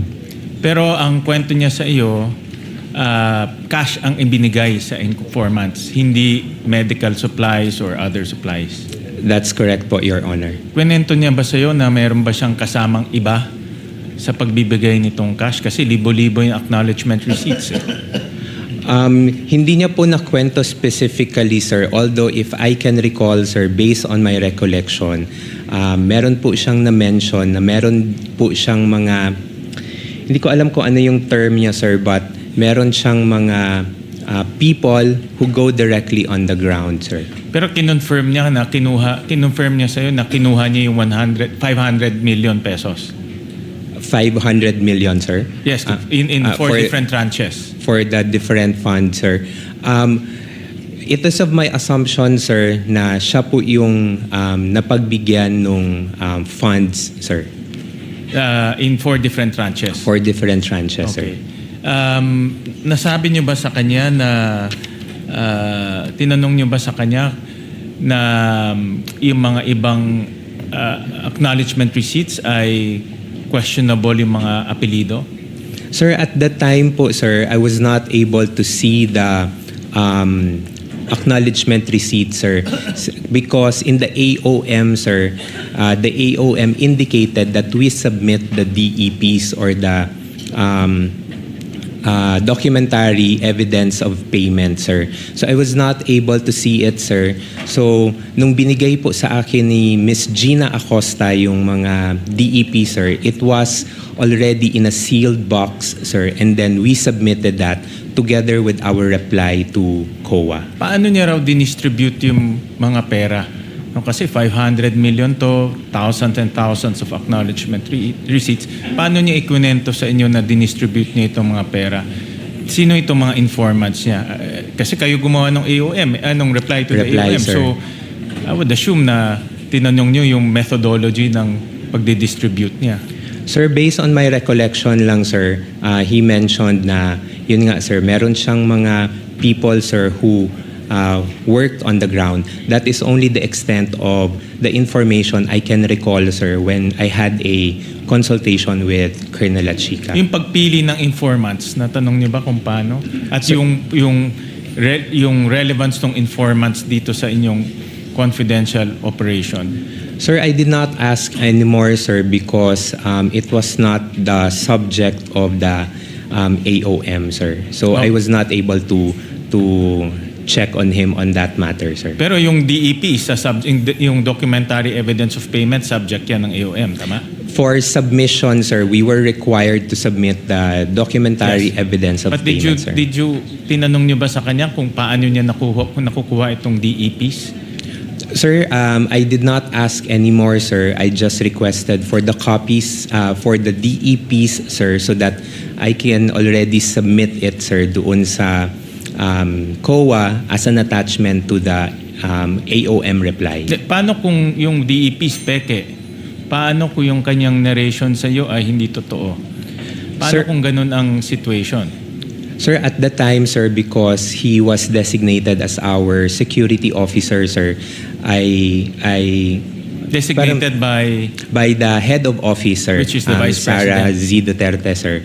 So, it is of my, sa tingin ko po, sir, na maayos naman po yung pagkakatrabaho ni Colonel Chica doon sa pag-dispense niya ng duty as the security officer. Last question, Mr. Presiding Officer.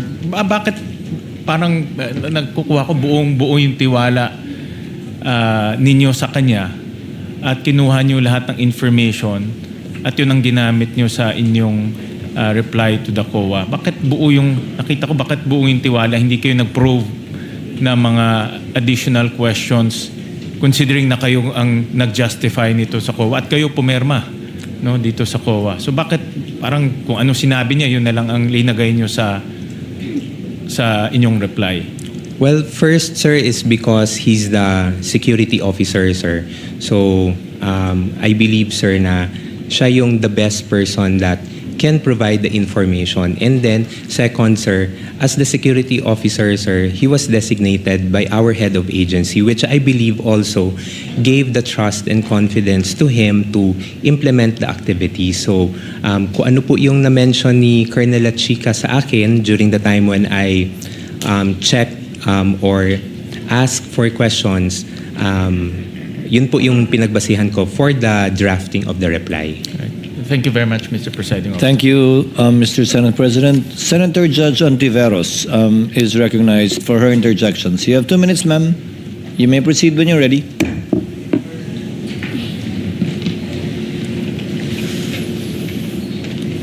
Salamat po, Mr. Presiding Officer. Mr. Tonyo, tama po ba na lahat ng ginagawa ng OVP tungkol sa confidential funds, so request, amounts, justifications, use at pagsagot sa mga puna ng COA, tama po ba na lahat ng ito ay dinesisyonan at inaprubahan ni VP Duterte? Based on the mga replies, ma'am, yes, I was able to provide a copy to the head of agency, ma'am. Again, being the head of agency, ma'am, I provided her with the information. At base doon, dinesisyonan at inaprubahan niya ang lahat ng ito? Yes, and from that time, ma'am, we signed off on the document for submission to the Commission on Audit. With the last touch or final sign-off being that of VP Duterte? Yes, ma'am, being the head of agency, ma'am, we sought her approval on it, ma'am. At sang-ayon po ba kayo na bilang yung ganong head of agency na si VP Duterte ang responsable at pinaka-responsable sa lahat ng iyan?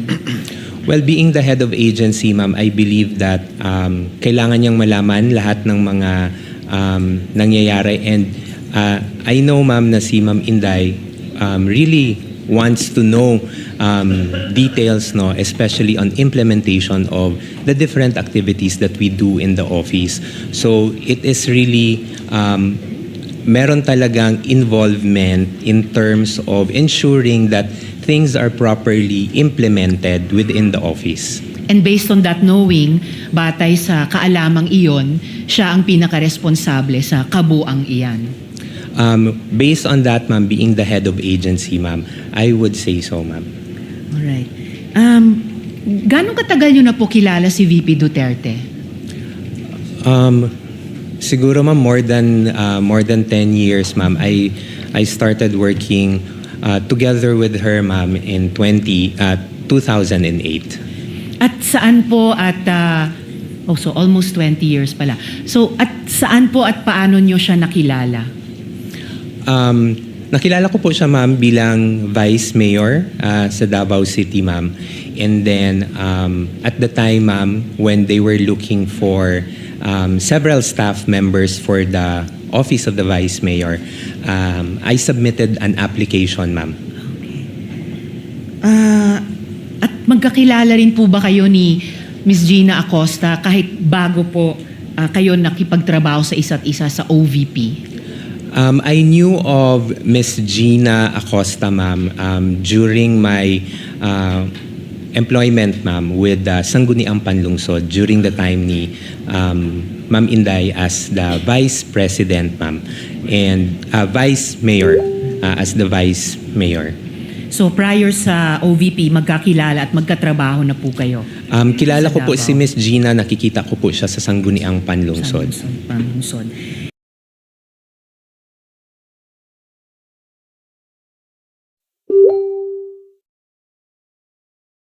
And then, what about po si Colonel La Chica?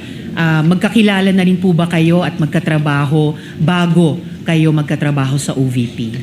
I first knew of Colonel La Chica, ma'am, when I was already with the Office of the Vice President, ma'am. So, would you say po na kayo ni VP Duterte, kayo ni na Miss Gina Acosta, Colonel La Chica at kayo nga po? Well, ma'am, I can only answer for myself, ma'am. In terms, I would say that I have the trust and confidence of the VP in terms of doing duties that are assigned to me. Pero sasabihin nyo ba na walang trust at confidence si VP Duterte kay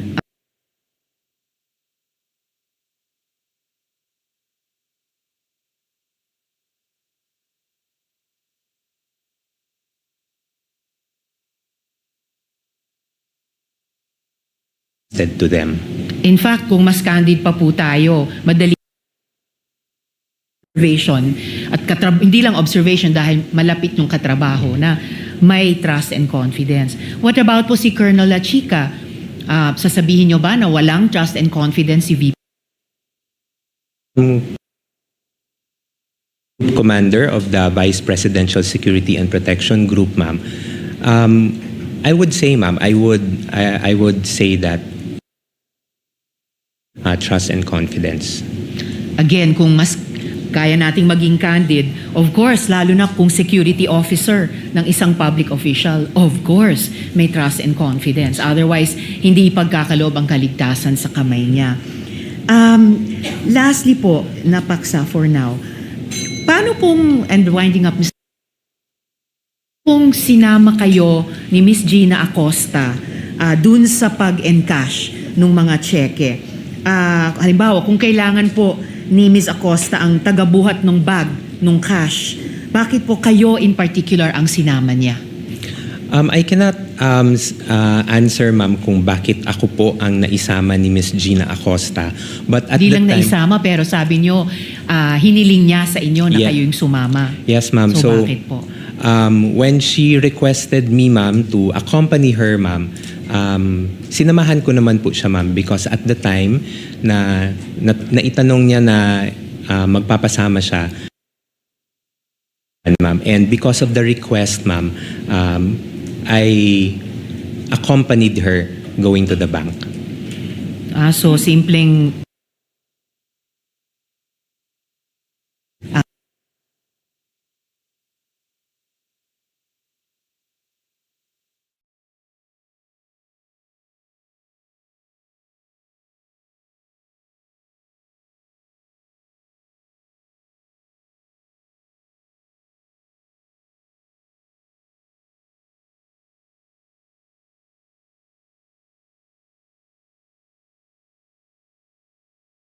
kung iabot kay Colonel La Chica yung pera.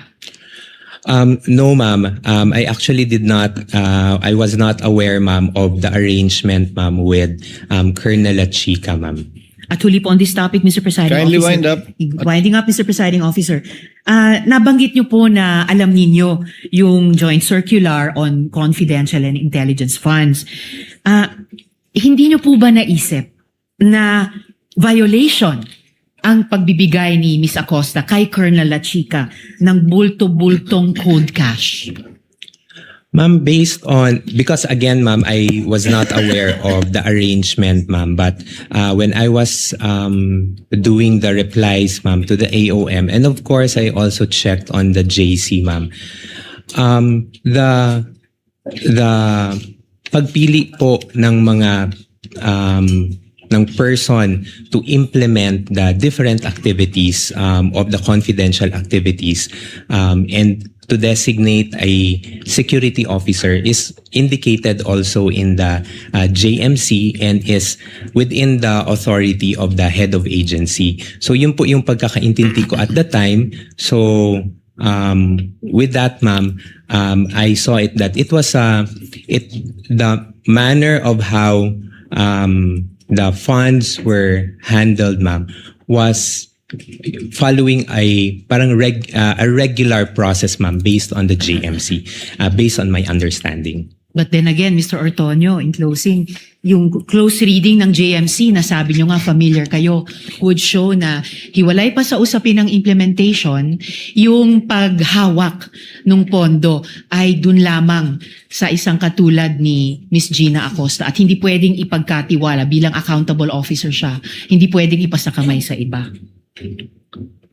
Ang understanding ko po, ma'am, yes, the disbursement is with the special disbursing officer, but the implementation, ma'am, was done through the security officer. Of course, hindi po ko po tinatanong yung implementation. Tinatanong ko po yung violation ng JMC na alam ninyo nung tinurn over ni Ms. Gina Acosta ang bulta-bultong cash kay Colonel La Chica. Something that I simply think should not and could not have escaped your eyes, Mr. Ortonio. Yes, ma'am.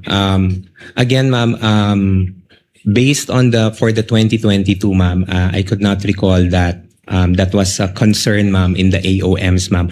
Although for the 2023, ma'am, na notice for disallowance, ma'am, it is subject for reply also on our end, ma'am, and we are currently drafting also a reply for that one. And of course, given the strict internal controls na siguro kayo yung pinaka may oversight sa opisina, even prior further communications from COA, after yung unang pagpansin nila sa last quarter 2022, edi dapat nag-exert kayo ng higit na pagbantay the next 3 quarters of 2023.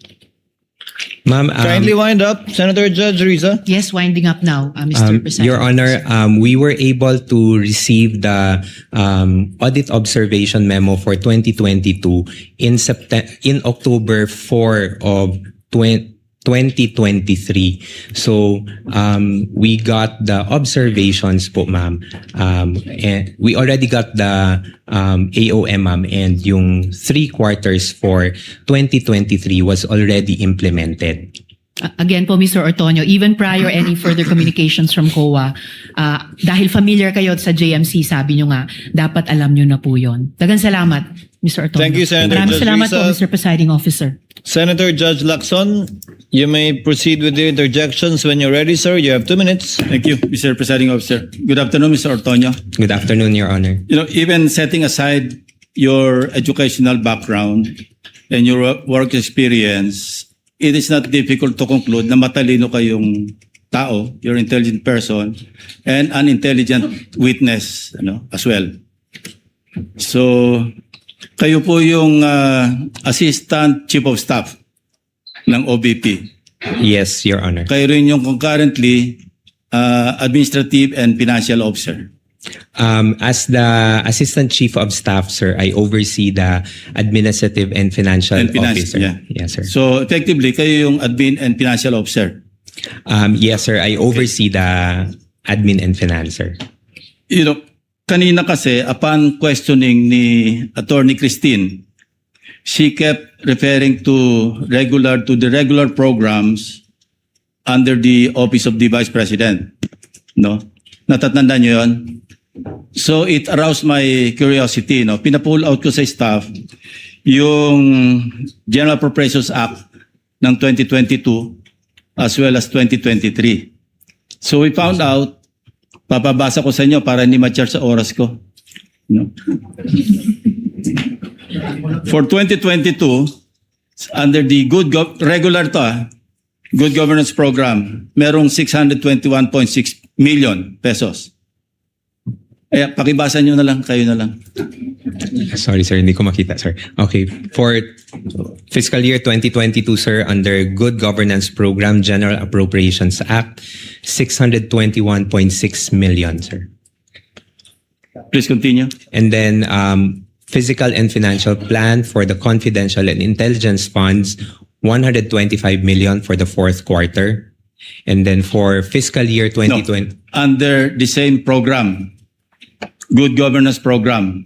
Good Governance Under Program. the PFP. Under the PFP, Okay, please sir. continue.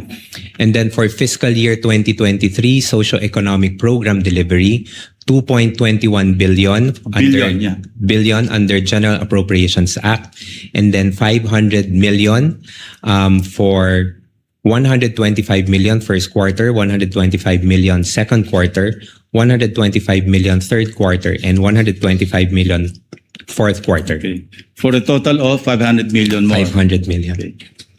Next slide. I-juxtapose ko naman yung... Next slide. Wag na yan. I-juxtapose ko yung 2022 at saka 2023 OBP Physical and Financial Plans,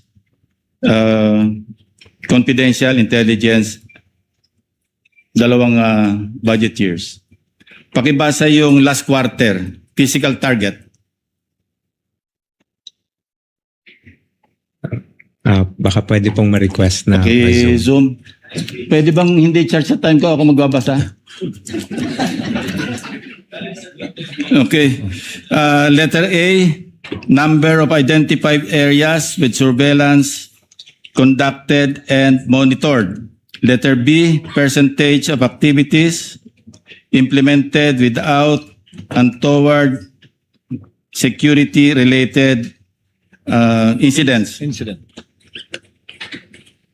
Paulit-ulit po ito, no? So, sabi ko kanina, kayo naman ay mukhang matalinong tao at matalinong witness. Ano pong analysis nyo dyan? On the... Very simply, paano nyo i-analyze yung ganitong klaseng mga descriptions? These are the activities that will be done, sir. I know. Pero Yes, kung sir. i-analyze nyo, ano ibig sabihin nito? Hindi ba ito insulto sa common sense? Hindi man lang nyo binago ng konti, at least si Colonel Chica siguro ito. No? Unang-una, regular program, sana man lang, pagdating sa PFP, binago nyo yung nomenclature. Tapos, under the physical target, yung column, sana man lang, binago nyo yung activities. Copy-paste eh. Again, ulitin ko, tingin ko sa inyo, matalinong tao, matalinong witness, anong tingin nyo rito? Kung i-describe nyo in one word. Sir, I cannot... Ako na mag-describe. I think it's stupid. Sana man lang, binago-bago niya ng konti. Maraming salamat, Mr. Presiding Officer.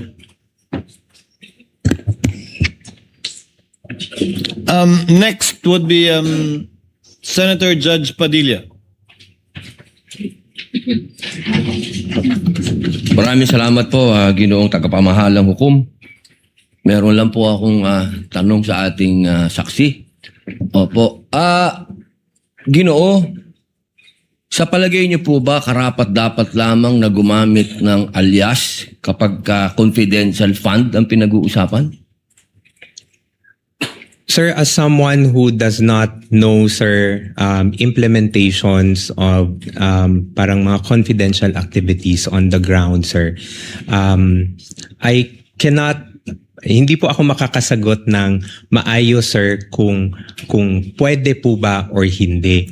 But based on information that I got, sir, no, when I consolidated the answers for the AOM, sir, hindi naman po siya na-mention sa akin po ni Colonel Chica. But I know, sir, that activities, confidential activities are considered to be sensitive. And there might be individuals or groups that need to be somehow protected, sir, because of the information that you would be getting from those people, sir. So, yun po yung tingin ko, sir. Hindi ko categorically masasabi na pwede po yung alias or hindi. But going back to the JMC also, sir, sa Joint Memorandum Circular, there is no specific provision, sir, that indicates kung paano po yung paglagay ng mga pangalan sa documentary evidence of payments. Okay, maraming salamat po. Meron po akong tanong sa prosecution.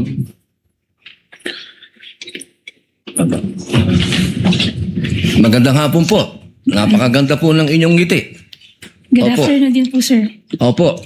Batid po ba ninyo ngayon, mga petsa na to, kung ano ang pinagdiriwang natin sa Pilipinas? Magmula po 19 hanggang 30. Buwan ng wika daw po, sir. Bukod po sa buwan ng wika, National Heroes Day. National Heroes Day. Ito po ay hango sa ating mga bayani. Tama po ba? Opo. Opo. Naniniwala po ba kayo na ang ating mga bayani ay may mga alias? Kilala niyo po ba sila Di Masalang? I'm sorry po sa aking history teacher. Ayan, opo. Hindi ko na po maalala. Ito po ang pinakamagandang panahon para maipaalala po sa inyo na ang ating mga bayani ay gumamit ng mga alias. Di Masalang, Siling Labuyo, Tikbalang, Tagailog, May Pag-asa, Buwan, Magdalo, Leon Kilat, Vibora, Lakambini, Paralitiko, Dimas, Alipato, Liwanag, Balite, at marami pa pong iba. Ano po ang kahalagahan dito, palagay po ninyo? Ang alias po, anong kahalagahan? Well, first, Your Honor, I cannot comment because I'm not sure of the circumstances surrounding their use of alias. Under the anti-alias law, sir, inaalaw naman po yung paggamit ng alias provided kailangan po nakabanggit din, nakadisclose kung ano yung real name. So it's not completely prohibited provided they also provide the real Opo. the real name. So, Pakisagot lang muna po yung tanong ko bago po yung explanation po ninyo.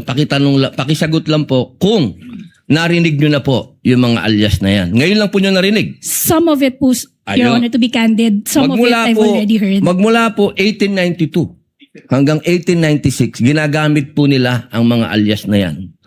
Nagkaroon lang po ng isang traidor, ang pangalan ay Teodoro Patiño, na nagbulgar sa Katipunan. Alam po ba niyo yun? Yes, Your Honor. But the circumstances then were different because we were Bakit po iba? under... Bakit po iba? Bakit po na iba? May gera po nun, sir, and we were under Wala po ba tayong gera sa NPA? Ang NPA po, merong mga alias. Meron pong Ka-Cobra, Ka-Agila, Ka-Lawin, Ka-Tigre, Ka-Kapre, Ka-Sirena, Ka-Adobo, Ka-Sinigang, Ka-Pansit, Ka-Tinola, Ka-Sile, Ka-Kamote, Ka-Bawang, Ka-Maxi, Ka-Labuyo. Strictly speaking, Lahat po yan, sir, ginagamit iba po na yung alias. internal armed conflict, iba naman din po yung war. Bakit po na iba? Pareho po itong clear and present danger sa atin. So ang gusto ko lamang pong ipaalam sa ating prosecution na napakahalaga po ng alias sa panahon ng... Kayo po, sagutin po nyo, sa panahon ng... Gera, sir, Your Honor. Ang confidential po, ang pagkilos confidential ay napakahalaga at hindi po ginagamit ang pangalan at hindi po pumipirma. At alam niyo po ba, noong September 12, 1896, anong nangyari? Nagkaroon tayo ng 13 martires. Yung mga nagtraidor ay itinuro ang mga totoong pangalan, totoong lugar, kung nasaan yung mga sumusuporta sa Katipunan. If I may, Your One Honor. last na lang po. Kindly wind up, Senator One last na lang Padilla. po. If I may, Your Honor, just address your question earlier. With all due respect, Your Honor, the prosecution respectfully submits that whether the use of alias is allowed or not and whether it's necessary or not. To us, that is a non-issue because that was never raised Hindi po by pwedeng the... maging non-issue sapagkat ito po ang ipinalalabas ng prosecution. If I may, Na Your may Honor, mga pangalan, na mga katawa-tawang pangalan. Mas nakakatawa po itong mga pangalan ng mga nangyari nung araw. with all due At isa respect, pa Your po, Honor, isa na lang if po. Kasi isa na lang po. Kindly wind up. Ito na lang po. Kilala niyo po ba kung sino si Marcial Bonifacio? to be candid, Your Honor, Oh. I'm not Sino po? familiar. Si Benigno I'm sorry, Aquino Your Honor. Jr. Si Ninoy. Siya mismo may alias. Maraming salamat po. Your Honor, if I just may, Your Honor, just to set the record straight, because it was made to, with all due respect to the Senator Judge, it was... Presiding Judge, allowed ba yun? I was about to make a ruling. Maraming salamat po. There was no question posed or poised. Attorney May. Let's proceed to the next Senator Judge who will interject. By the way, did you intentionally get rid of the platform? Yes, Your Honor, because you were not expecting that I'd be called again, Your Honor, to make way for the Honorable Chair of the panel of prosecutors, Your Honor. Understood. Senator Judge Aquino, Thank you're you. recognized for interjection. You may proceed, sir, when you're ready. You have 2 minutes. So bago po yung 2 minutes, Mr. Presiding Officer, tama po, si Ninoy Aquino po ang kanyang alias ay Marcial Bonifacio para makauwi po siya sa Pilipinas nung nasa Boston siya. Oho, pero wala naman ho siyang confidential funds na, wala ho siya sa mga AR na confidential funds. Lilinawin ko lang ho. Okay, pagdating ho sa prosecution, ang posisyon ng prosecution, yung mga pangalan ay totoong tao, di ba? Correct, no? You have not really mentioned aliases in any of your... Wala. Could you respond quickly? We have talked about aliases.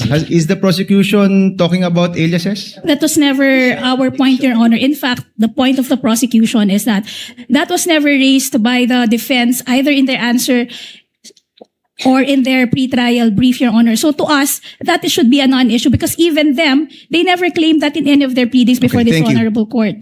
Okay, klaklaruin ko lang ha. Ang siyang tao lang pong nagsabi na alias po sila, si Miss Gina Acosta in her testimony. Kanina po, sabi niyo rin na Mr. Ortonio na hindi siya alias or hindi niyo alam. But si Miss Gina Acosta in her testimony did admit that in her perspective, these are aliases.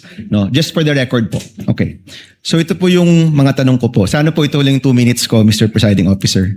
So unang-una, Mr. Ortonio, you're very competent. Thank you for your answers. And I want you to answer just very candidly, no? Ano po yung naging personal reaction ninyo nung napag-usapan na yung possible misuse of the confidential funds at nung na-bring up na yung mga tawagin din nating katawa-tawang pangalan na parang klaro naman ay hindi naman talaga totoong tao. Ano po yung personal reaction po ninyo?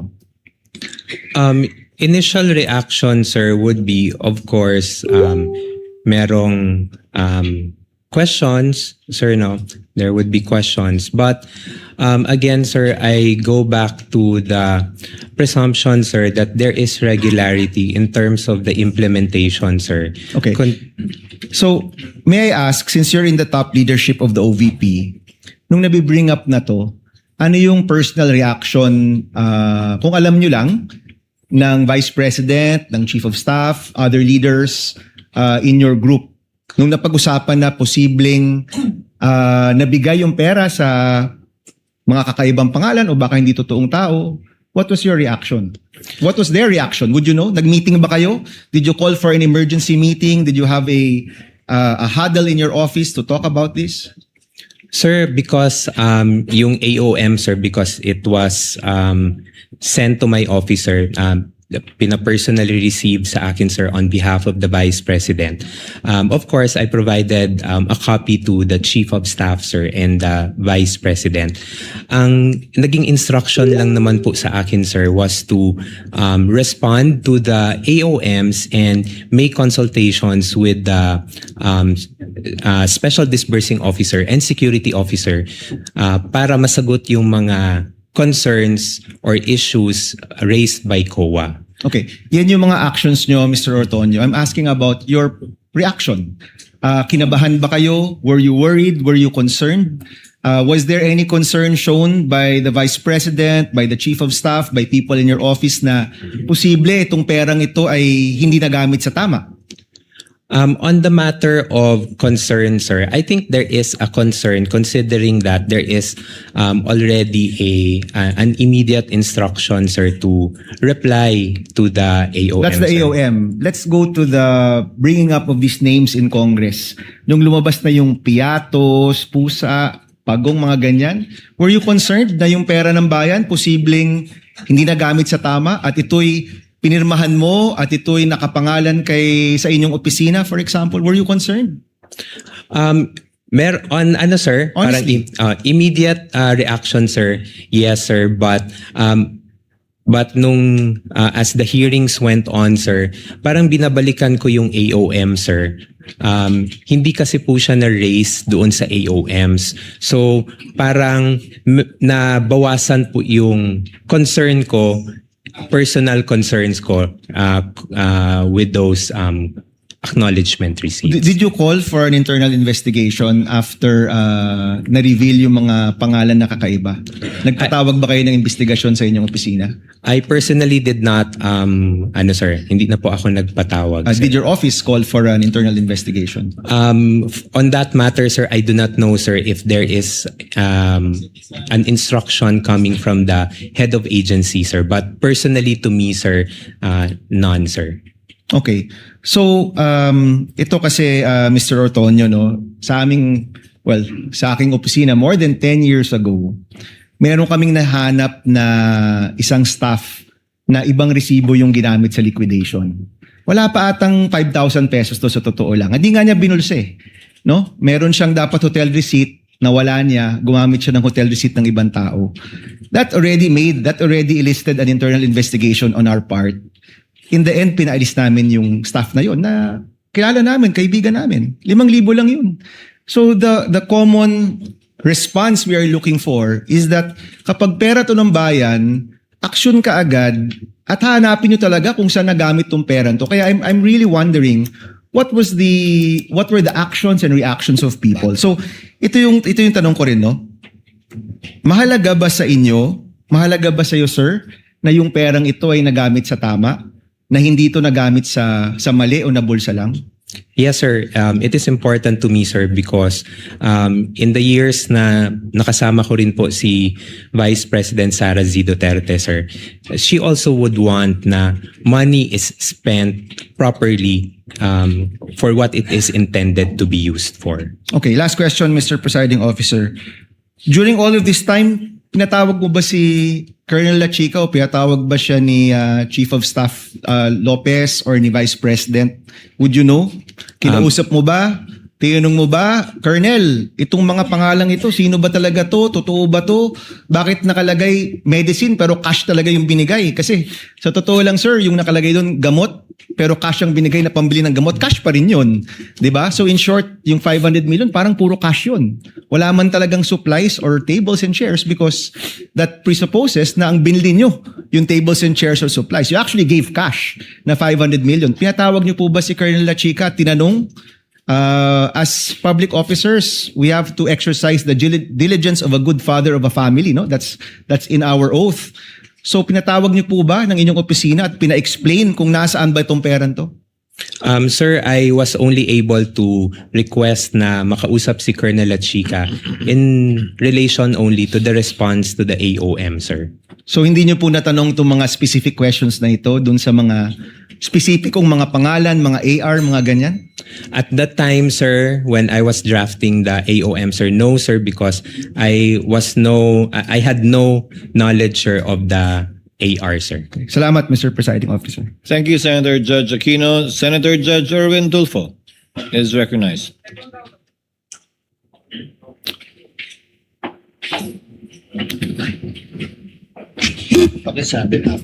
Thank you, Presiding Officer. Ginoong Testigo. Alam niyo ba na si Colonel La Chica ay hindi po banded? and therefore wala pong karapatan na mag-disburse ng CIF. Alam niyo po ba ito? Hindi. I know that si Colonel Chica po is not bonded, and as far as I know po, ang special disbursing officer po is si Miss Gina Acosta. Pero sa pagkaalam po ninyo, pwede po siyang humawak ng ganyang kalaking pera at ayaw mo ninyong sabihin na disburse, kundi implementation na may kahit na hindi po siya bonded, pwede siya mag-disburse or mag-implement ng ganong kalaking pera. Sir, I believe, sir, with his designation as the security officer, sir, he was tasked to implement the different activities on ground. So, hindi nyo na po question si Ginang Acosta or si Colonel Chica dahil may instruction po sa task. Tama po ba yun? Is that to my understanding, sir? Hindi ko na po natanong, sir, because there is already a delegation or designation for the both of them for the the different tasks that Saan they will po be galing doing. yung designation, sir? Can you, The can you recall my memory? The designation po, sir, came from the head of agency, sir, the Vice President. All right. Sir, sabi mo kanina, I don't know kung kalimutan ko, nasa break room po ako kanina. Sabi mo, wala kang alam paano ginastos ang confidential fund when nag-usap po tayo. Tama po ba yun? Yes, sir. You have no idea. Pero I just was wondering, bakit kayo po ang sumasagot ng Audit Observation Memorandum o AOM ng COA kung wala kayong alam sa paggasta ng confidential fund? Gayon, ang AOM po, tama po ba, correct me if I'm wrong, ay ito po ay kumikwestiyon sa mga errors, exception, or deficiencies sa audit po ng COA? For my office po, sir, whenever we receive AOMs, for our officers sa OVP, when we receive AOM, sir, it's the chief of staff or the it's the chief of staff or the chief of staff and the assistant chief of staff, sir, who responds to AOMs on behalf of the institution. Pero sabi niyo po, kayo po sumasagot ng AOM. Yes, sir. That's part of the tasks that are given to us, sir, together with the chief of And how staff. can you, I was just wondering kanina po, sir, how can you answer questions, queries, kung wala na pa po kayong alam? Paano niyo po masasagot ng tama? The only way to do that is you will lie. That's why po, sir, meron pong instruction that was given to me, sir, by the head of agency, sir, to talk with the special disbursing officer and the security officer para makuha po yung mga information from them and malatag po doon sa reply to the AOM. So your reply was only based on what they said, what they told you. That's correct, sir. Ayon, without documents, resibo, etc. None of that. Just plainly na. Ginoong Antonio, dito po namin ginastos yung pera. Blah, blah, blah. Yes, sir. I consulted with them, sir, for the reply, sir. Hindi ka ba, kahit na katiting man lang na duda, sir, na medyo mali yata ang paggasta ng confidential fund ng OVP ni Colonel Chica. Wala, hindi man lang sumagi sa'yo na medyo may duda ka na. Something's wrong here. Wala man lang. None at all. At that time, sir, may yung mga issues naman, sir, and when I consulted with the security officer, he was able to provide a reply naman, sir. So, although yes, initially, parang you would question, sir, no? But with the replies that I got from the security officer, sir, we were able to respond to them already to COA. The reason why I asked you that, ginong witness, was that nandiyan po kayo, syempre po yung tiwala ng VP po sa inyo. Di mo lang ninyo naisip na, teka mali ito, baka sumabit si VP SARA, sumabit ang OVP. Baka hindi naman talaga nagastos ni Colonel Chica, baka ay hindi talaga napupunta sa kungkan. Di ho lang ninyo naisip. Or didn't you tell the Vice President, ma'am, ano ho kaya? Pwede bang tanungin ninyo ito or pwede ba silipin? Hindi mo lang nakausap si VP. Hinayaan nyo lang hinayaan na tumuloy-tuloy for several months, several quarters yung ganitong klaseng expenditure. Nobody informed the Vice President. Sir, hindi naman po na hinayaan, sir, because all the replies naman po, sir, are also given to the Vice President for her review and final approval before it is being signed and to be sent to the Commission and when you Audit. sign the report, sir, alam na po ni VP. Is that what you're saying? Nakita niya na po na pinambili ng ganito, ng information, ng gamot, ng mga lamesa na alam na ng VP before you signed it. Before I signed it, sir. So dumaan na sa table ni VP. Yes, sir. Kindly wind up, Thank Senator you Judge po, Erwin. Ginong Testigo. Mr. Presiding Officer, thank you. Thank you, Senator Judge Erwin. To avail of the first round, Senator Judge... Salamat, Mr. Ortonio. Medyo nalilito lang po kami dahil paiba-iba yung explanation. Nag-umpisa sa PFP. Bakit iba yung 2022 PFP kung saan maliwanag na nakasaad good government lamang. Pero nung nagsulat kayo, yung request ninyo sa DBM, noong 22 August ng 2022, ang sinabi na, dalawang bagay. Good governance plus conduct of official engagements and functional representation in international and domestic events. Bakit nagbago na siya samantalang dapat yung request talagang parehong-pareho dun sa PFP? Ma'am, I cannot specifically answer, ma'am, on kung bakit po good governance lang po yung nailagay doon because, again, ma'am, I was not hindi po ako part ng pag-craft nung physical nung PFP po, Hindi ka pa kasali noon sa PFP, ganun ba yun? Yes, ma'am, I'm not part of the drafting of the PFP. Pero hindi ma'am. kayo nasabihan na hindi ito matching dun sa PFP, yung request na sinulat?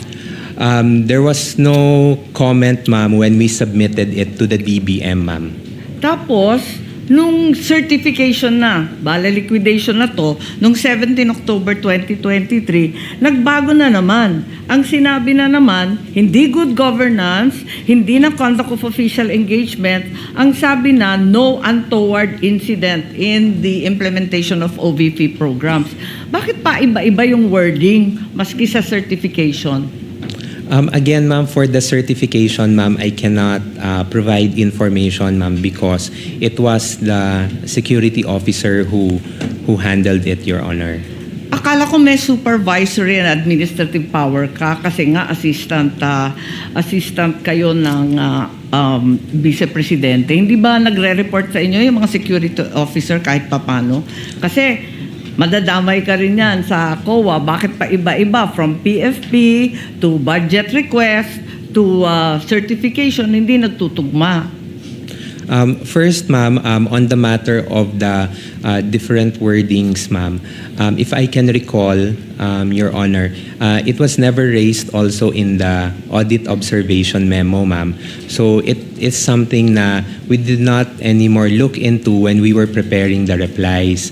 And then for the second concern, ma'am, if the security officer is reporting to me, ma'am, unfortunately, ma'am, the security officer does not report to me. I only handle overall supervision for the Administrative and Financial Services and Strategy Management Office in relation to regular funding po, ma'am.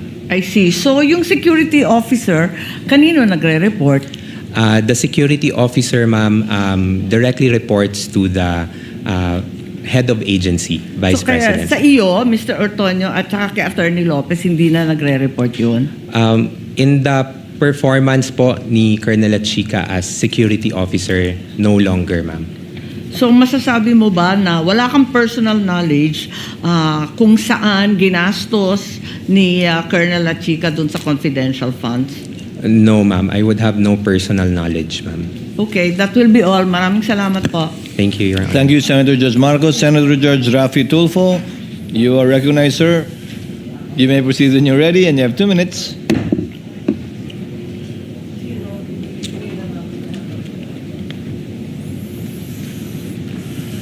Mr. Witness, sakitin ba ang marami sa inyo mga informants? May mga malalang sakit ba sila? Sir, that I would have no personal knowledge po, sir. You should. Kasi ito, ang dami. 170,000, 50,000, 200,000 each informant. So para mabigyan nyo ng napakalaking halaga bawat isang informant pambili ng gamot, dapat magtataka ka. anong gamot kayong bibili nito? Bilang isang intelihenteng tao, I know you're very intelligent, you're very smart. Did you not try to ask? O at least nagtaka? Baka may rayuma, arthritis, nagpapa-chemo, you should have asked. At kung mga bata nga, inquisitive yung mga bata, anong gamot ang bibilhin mo? Paghingan mo pera ng bata, kunyari, Toy, pahingin pera, bili akong gamot. Anong gamot bibilhin mo, kuya? Bata yun grade 1. Ikaw pa kaya? Why? At the time po, sir, I did not ask anymore kay Colonel Lachica, sir. Why not? Because, sir, I already gave I trusted what the security officer mentioned to me, sir. But it is your responsibility to know. Kasi ikaw ang pumipirma dun sa AOM. Sir, in terms of the responsibility to know, sir, I'm not sure, sir, if I'm the one who's responsible to know, sir. But the So task you're to not me, sure. That means, ayoko nang gumamit ng pangsalita. It's unbelievable. It defies logic talaga, really, sir. You're not really making sense at all. Anyway, move on tayo. Yung, alam mo naman sa DOH, nagbibigay ng libreng gamot. Meron Yes, kayong mga medical assistance program. yes, sir. Oh, ba't di nila kayo humingi sa DOH? In fact, by the hundreds of millions and billions, nag-expire lang dyan sa bodega ng DOH, natatapon lang. Sayang. So dapat humingi na lang kayo sa DOH. Bigyan nyo lahat ng informant nyo ng kung anong klaseng gamot. Libre pa. Nakalibre kayo. The wisdom behind how the confidential funds were implemented, sir, I cannot answer, sir, because again, sir, I am not the main implementer for the said activities. Kaya sir. nga, Mr. Smart Guy, nung makita mo na ang dami mga informant na binigyan ng mga hundreds of thousands each para sa gamot, you could have asked La Chica and said, La Chica, bakit di tayo pumunta sa DOH, maghingi tayo ng gamot para makalibre, makatipid tayo sa confidential funds? Libre naman sa DOH. Pag Office of the President maghingi, may budget, meron kayo allocation doon, I'm sure. In fact, sa Davao, ginagawa nyo na yun eh. Sir, that I cannot answer, sir. So again, it defies logic. Hindi po kapanipaniwala ang mga pinagsasabi mo. Sir, for me, it really defies logic. Sayang po yung pagkatalino mo rito. Nasira po yung pagiging isang matalino mong tao. Nakakahiya po dun sa mga eskwelahan na kung saan ka nag-aral at nag-graduate. Because ngayon, pinakita mo na nagsasalita ka na para kang sorry sir, nagtatanga-tangahan. Salamat po sir. Pasensya na sir. Your Honor, with all due respect, Your Honor, I personally take offense of that comment, sir. I actually just did my duty, sir. At the time, sir, I believe na yun po yung kailangan kong gawin bilang isang empleyado po, sir. And I did my work, sir, based on what was tasked of me, sir, including the limitations that I can do to the duty that I will be doing, sir. So you're talking about limitation. Ikaw ang Deputy COS and then malapit ka kay VP SARA and then pirma mo ang nakasaad doon sa AOM. So karapatan mo po magtanong. Okay? Now, you're talking about taking offense. Paano naman po yung mga taong bayan? They're being offended sa paglulustay nyo ng pera. Lumilito na parang nilulustay ang pera dito eh. Pera ng taong bayan po ito ang pinag-uusapan natin. If you're taking offense, mas lalo pong offended ang napakaraming Pilipino ngayon.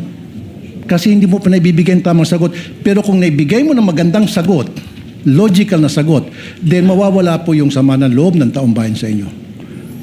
Sir, with all due respect, sir, I believe, sir, this matter of the confidential fund, sir, is still pending the final decision, sir. We are currently still submitting our motion for reconsideration on this one, sir, and we still have not received any final reply on this one. What I'm talking about, sir, is yung mga sagot niyo po, it defies logic para sa isang matalinong tao. Kasi kung ako, sir, pinesenta sa akin yung mga ganong klaseng dokumento at nagtanong ako at hindi nasagot ng maayos, I will resign. Kaysa naman makulong ako. Kaysa naman maipit ako ngayon tulad nangyari sa'yo at saka mga previous witnesses. Di ba? Dalawa lang yan eh. Patuloy kang magbubulag-bulagan, pirma ka lang ng pirma dyan, nakapikit. Pero, ang consequence yan, maaari kang makulong, maaari kang makasuhan. Anything can happen. Or, mag-resign ka na lang. Kung ako, I will resign. Mapapahama ako dyan, ba't ako pipirma dyan?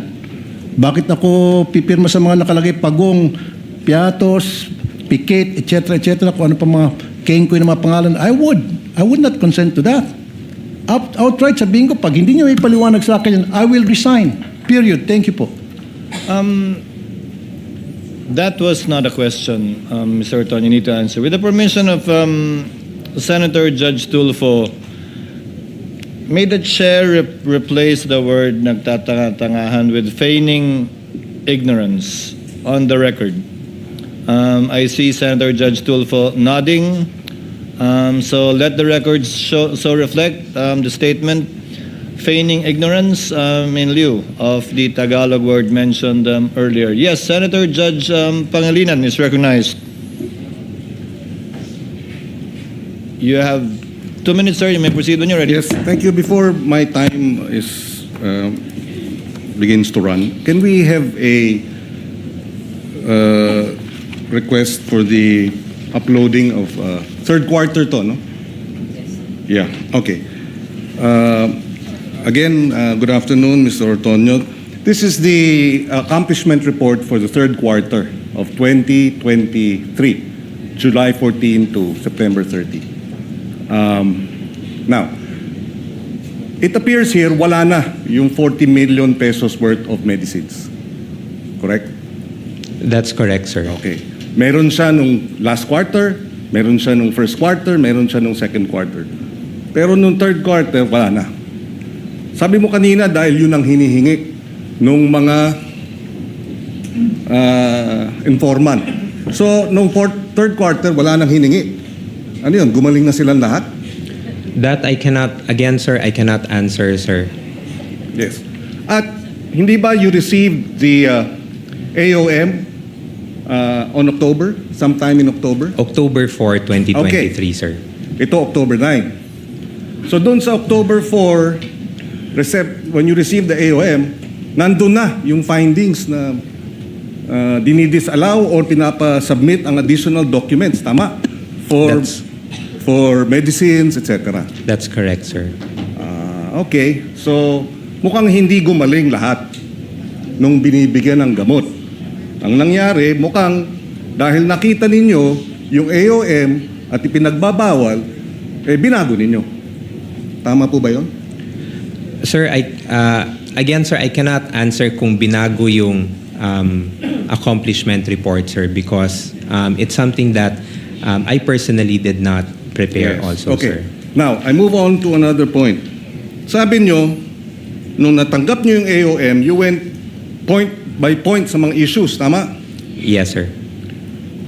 Ang tanong, bakit di nyo binuksan yung sealed envelope dun sa ARs? Kasi andun lahat ng mga acknowledgement receipt. Bawal ba?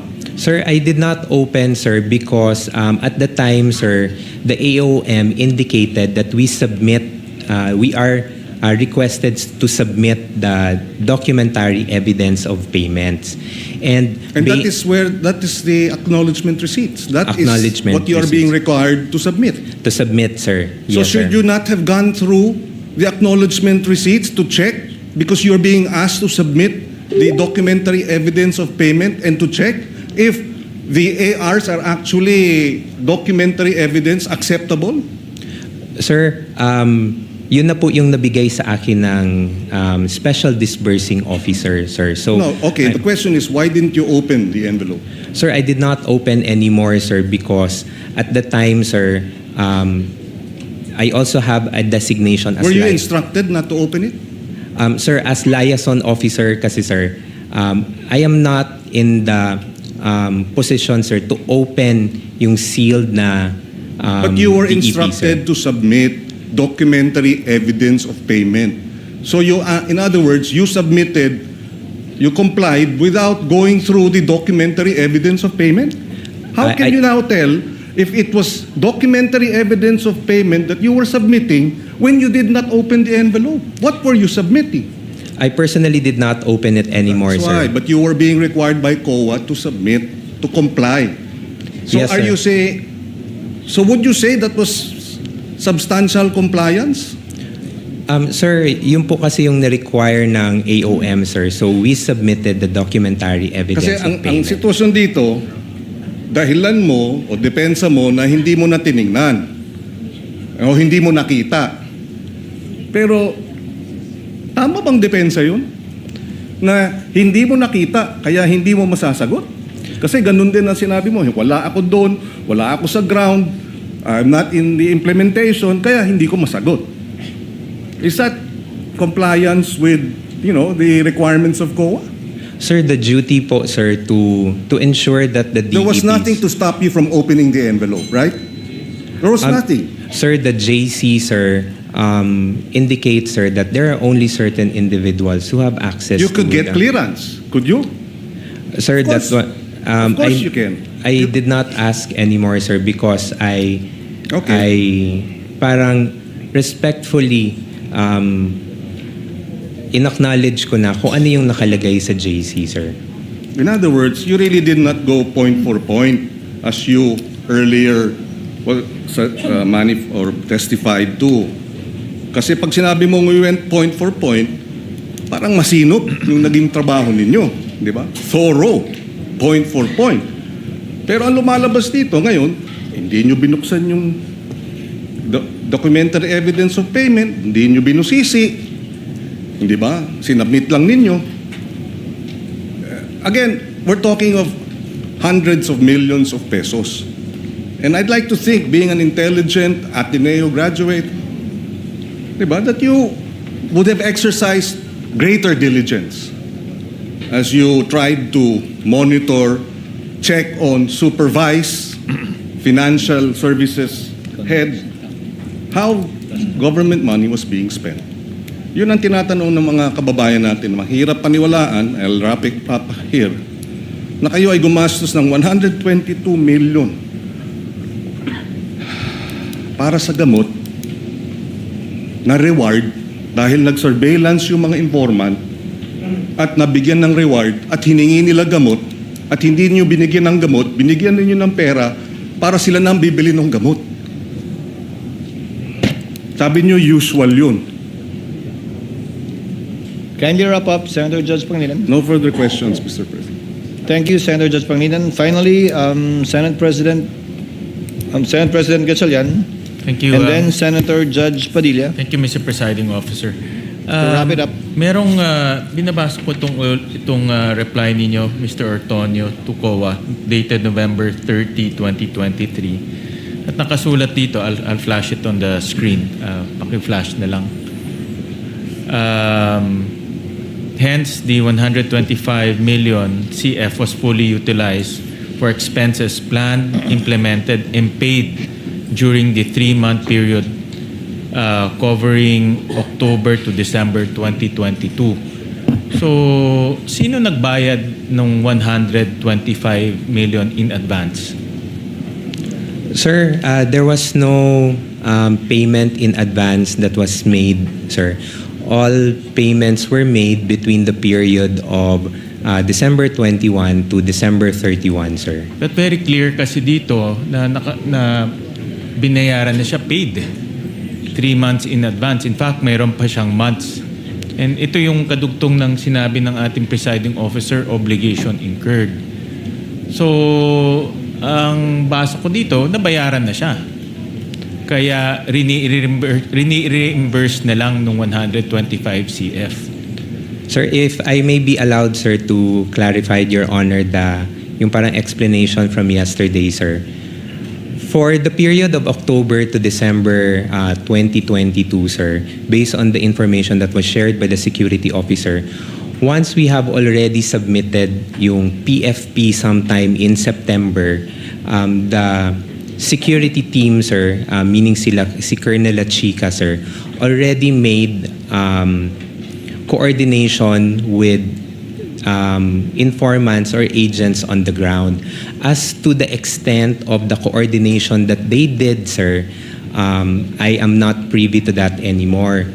However, when we received the SARA in December 13, 2022, which already indicates that we already have the funding for the confidential funds, that's the time that they were able to make definitive agreements with the informants on the ground. And once the payment, once the check has been encashed already, that's the time that payments were made between the period of December 21 to 31. Mas realistic pa kasi kung in advance tapos reimburse kaysa 125 million gagastusin in 11 days. So mas realistic pa nga itong explanation ninyo kaysa doon sa 11 days na gagastusin. And we're talking about 845 acknowledgement receipts scattered all over the country. Kaya itong explanation ninyo mas realistic pa, albeit although violation ng joint circular. So I'd like to point out lang, Your Honor, that there were no reimbursements made, sir, based on what was relayed to me, sir. There was no reimbursements But made. this was information relayed to you by La Chica. Colonel La Chica, sir. And itong si Colonel La Chica, kanina naririnig ko, hindi nyo alam yung direct na ginagawa niya, hindi rin alam ni Acosta. So, sino lang nakakaalam sa opisina ninyo tungkol sa confidential operations or itong paggastos, yung paggastos ng confidential operations? For the confidential operations, sir, again, sir, I have no personal knowledge, sir. I would assume, sir, because meron po siyang designation from our head of agency, then the reportorial duties, I would presume, would be directly to the head of agency. Which is si Vice President Sara. Which is So at the head dalawang of tao agency. lang sa opisina ninyo, si Vice President Sara at si Colonel La Chica lang, ang alam kung paano gastusin itong 500 million.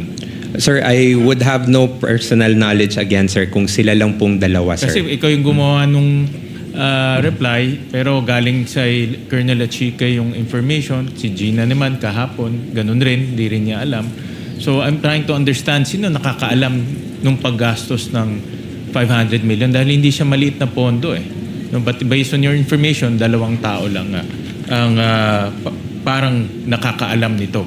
No? Si Vice President at si Colonel La Chica.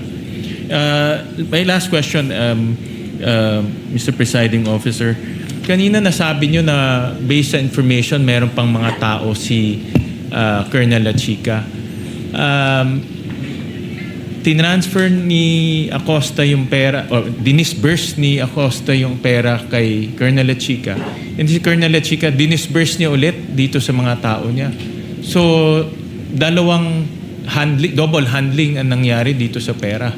So, paano natin malalaman kung talagang yung pera ay pumunta sa mga activities o tao na kailangan puntahan dahil ni yung accountable officer hindi niya na alam kung paano na-disburse yung pera doon sa mga informants. Anong kwento sa'yo ni Colonel La Chica na umabot talaga dito sa mga informants? Sir, based on what was shared to me, sir, Ms. Gina Acosta disbursed the amount to the security officer and then the security officer implemented it on the ground. Yeah, but violation na kasi in disbursement to Colonel La Chica. And then there's another violation na from Colonel La Chica to some people who dispersed the amounts. Ibig sabihin, ang daming taong humahawak ng pera bago umabot sa mga informants. So, in that sense, ang daming violation o tinakbuhan ng pera. So, thank you, Mr. Presiding Officer. Thank you, Senate President. With the indulgence of Senator Judge Padilla, Senator Judge Camille Villar will be availing for a first round opportunity to interject. So I will recognize her first. Again, with your indulgence, Senator Judge Padilla, I see you nodding. Senator Judge Camille Villar, you may proceed when you're ready. You have 2 minutes, ma'am. Okay, thank you. Thank you, Mr. Presiding Officer. Good afternoon po. Mr. Ortonio. Good afternoon, Your Honor. Maayong hapon. So, mayong hapon din. I just have a few clarificatory questions for you, if you don't mind. Tama po ba kayo ang Assistant Chief of Staff ng OVP? Yes, that's correct, Your Honor. And kayo po ang sumagot dun sa AOM na pinadala ng COA. Kayo po yung nag-prepare ng report. Yes, that's correct, Your Honor. Yes, and ano yung what was the process in which that you did that? Or what were the things that you had to do? You prepared the AOM, you consulted with? Nung na-receive po yung AOM, ma'am, I informed the Chief of Staff and the Vice President. And from there was an instruction to me to coordinate with the Special Disbursing Officer and the Security Officer, which I did also, ma'am. And then from their replies, ma'am, I drafted the response, and then I submitted the reply for final approval to the head of agency. And of course, in your capacity as the Assistant Chief of Staff and in your own capacity, sa inyo pong palagay ay nagampanan nyo naman yung inyong role dito sa prosesong ito at nagawa nyo naman adequately yung report. Yes, at the time, ma'am, yes, I would say so, ma'am. Because from the issues that were raised in the AOM and in the NS, marami pong mga concerns or issues na natanggal po doon sa final na natanggal doon sa notice of disallowance that we received. Okay, and lahat yung mga requirements naman ay na-fulfill nyo naman dun sa report, right? A majority of it. Yes, lahat po ng mga concerns that were raised, we were able to provide answers and supporting documents. And doon naman doon po sa AOM, anywhere in the AOM did it say that there was a misuse or misappropriation of the funds? No, there was no mention po, ma'am. Okay, and are the findings of the AOM final? No, ma'am. It is subject for comments, ma'am, and right now for motion for reconsideration. Okay, yun lamang po. Maraming salamat. Daghang salamat po. Thank you. Thank you, Senator Thank Judge you, Mr. Camilo Ortonio. Villar. Thank you, Mr. Presiding Officer. Senator Judge Padilla, you Maraming may salamat proceed po. with your interjection, sir. You have 2 minutes. Maraming salamat po, Ginoong tagapamahal ng hukom. Tuloy ko lang po yung ating tanungan. Opo. Pagkatapos po niyong sumagot, pwede pong pati na rin sa depensa. Meron din po akong tanong. Kanina po, nahinto tayo kay Marshal Before you continue, Bonifacio. Senator Judge Padilla, next time, Attorney Christine, do you need a platform similar to it was Senator Attorney Lorna first asked for it, but I noticed the prosecution has one. Would you wish one to be provided for you at a future time, Attorney Christine, or the Yes, Your Honor. side of the respondents? Yes, Your Honor. I would appreciate having that platform too. Okay. Thank you. In the next hearing, Attorney Christine. Yes, Senator Judge Padilla, you may Opo. proceed. Balikan ko po, naputol po tayo kanina. Opo. Naniniwala po ba kayo na ang confidential fund para yaan po ay makakuha tayo ng impormasyon para makasave ng buhay, para makakaroon tayo ng law and order? If used properly, yes, Your Honor. Okay. Opo. Kayo po, sa defense, naniniwala po ba kayo? Yes, Your Honor. Opo. Kung sa palagay niyo po, nung panahon na si Marshal Bonifacio ay may confidential fund at nalaman niya na merong magtatangka sa kanyang buhay, sa palagay niyo po ba buhay pa si Senator Benigno Aquino ngayon? Well, assuming, Your Honor, that the foreign occupants were those lone threats to his life, then probably yes, Your Honor. Salamat po. Kayo po? Actually, Your Honor, I'm not aware really of the circumstances during that time, Your Honor. So Okay. I cannot really comment intelligently on that. Yes, opo. Yes, Your Opo. Honor. Sige. Si Marshal Bonifacio po ang may tuturing natin na nagbigay ng daan para sa people power. Yung kanya pong pagkamatay. Opo. Siya po ay na-assassinate. Opo. Sa palagay niyo po ba, kung meron siyang confidential fund nung panahon na yun, ay nagkaroon siya ng information na merong assassination na magagawa sa kanya? Likely, Your Honor. Salamat po. Pangalawang tanong po. Palagay niyo po ba kung meron confidential fund si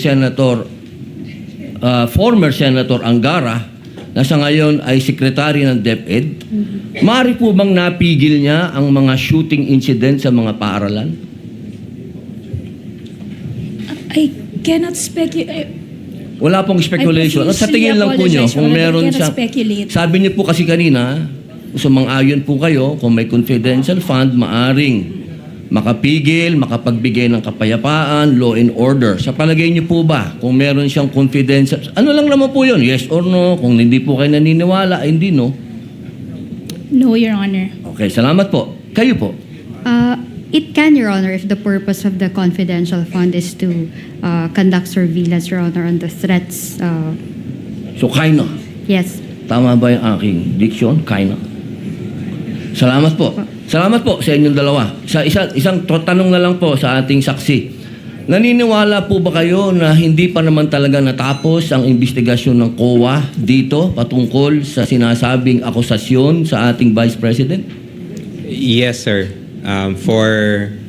Nasa stage pa po, sir, ng submission of yung decision for the motion for reconsideration. So, I would say that it's not yet final, Hindi sir. po siya final. Yun lang po. Maraming salamat po sa inyo. Thank you, Maraming Senator salamat. Judge Padilla. Senator Judge Lacson, you have 2 minutes, sir. You may proceed when you're ready.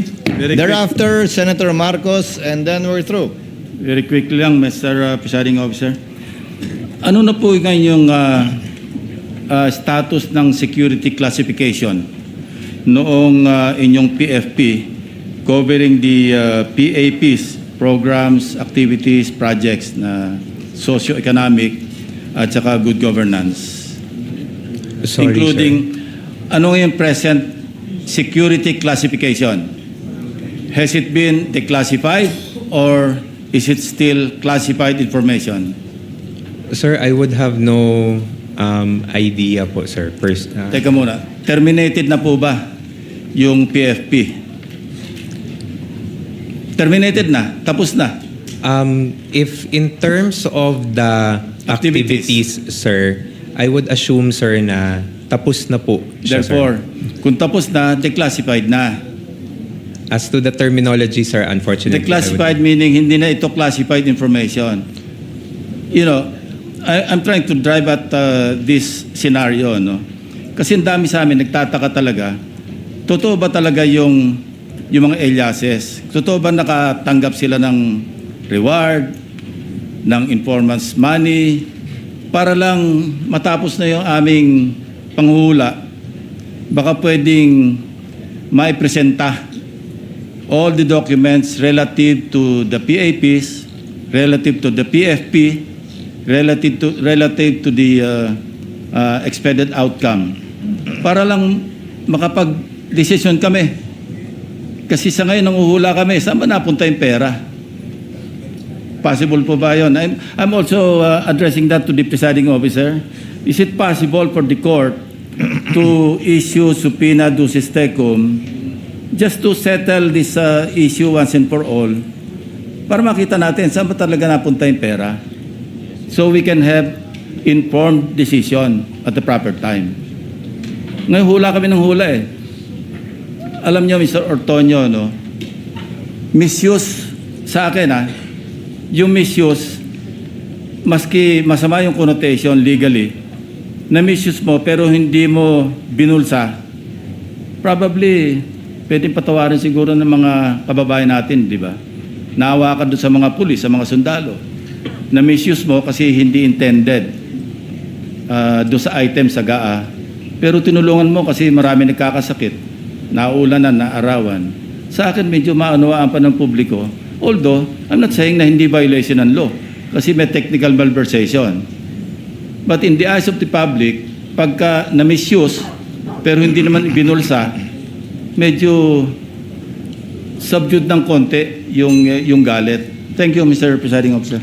To respond, as a general rule, the court should sit as a passive body, Senator Judge Lacson, and leave it up to the prosecution to subpoena documents they deem necessary to prove their case. However, the court is not without any power after both counsels have presented their respective evidences in chief to call a witness, recall a witness, call a witness that was not called by either or named by either party, and subpoena documents in connection with the subpoena ad testificandum ducis tecum may also be issued, citing as basis City of Cebu versus GACO, AMRTJ 82111, and People versus Valera, GR number 2028-6. So at the appropriate time, Senator Lacson, the court can avail of that power.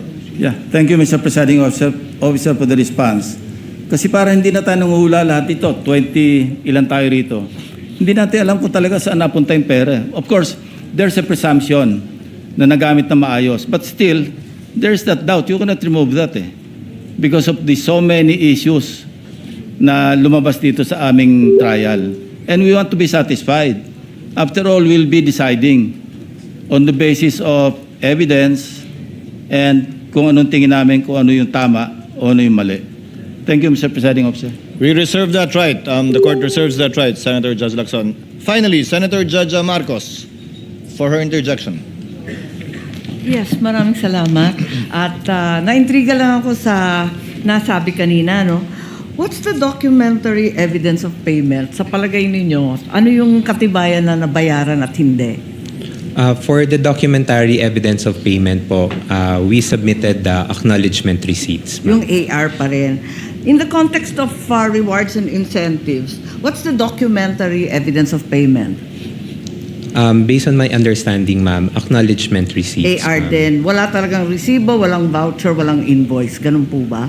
Ang understanding ko po, ma'am, it's the acknowledgement receipts, ma'am, can suffice, ma'am. And COA did not require OVP to submit what was inside that sealed envelope. Nasabi nga ninyo kanina, yung AR lang ang binuksan nyo, hindi na tinignan yung sealed envelope. Kasi ba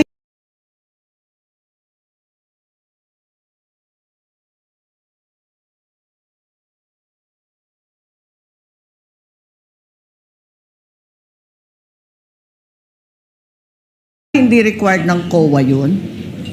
Ma'am, when we submitted the initial po na comment ng COA is that we submit documentary evidence of payment to include also either ARs or official receipts. We submitted po ARs as documentary evidence of payment, and in the notice of disallowance po, there was no concern anymore in terms of the acknowledgement receipts, ma'am.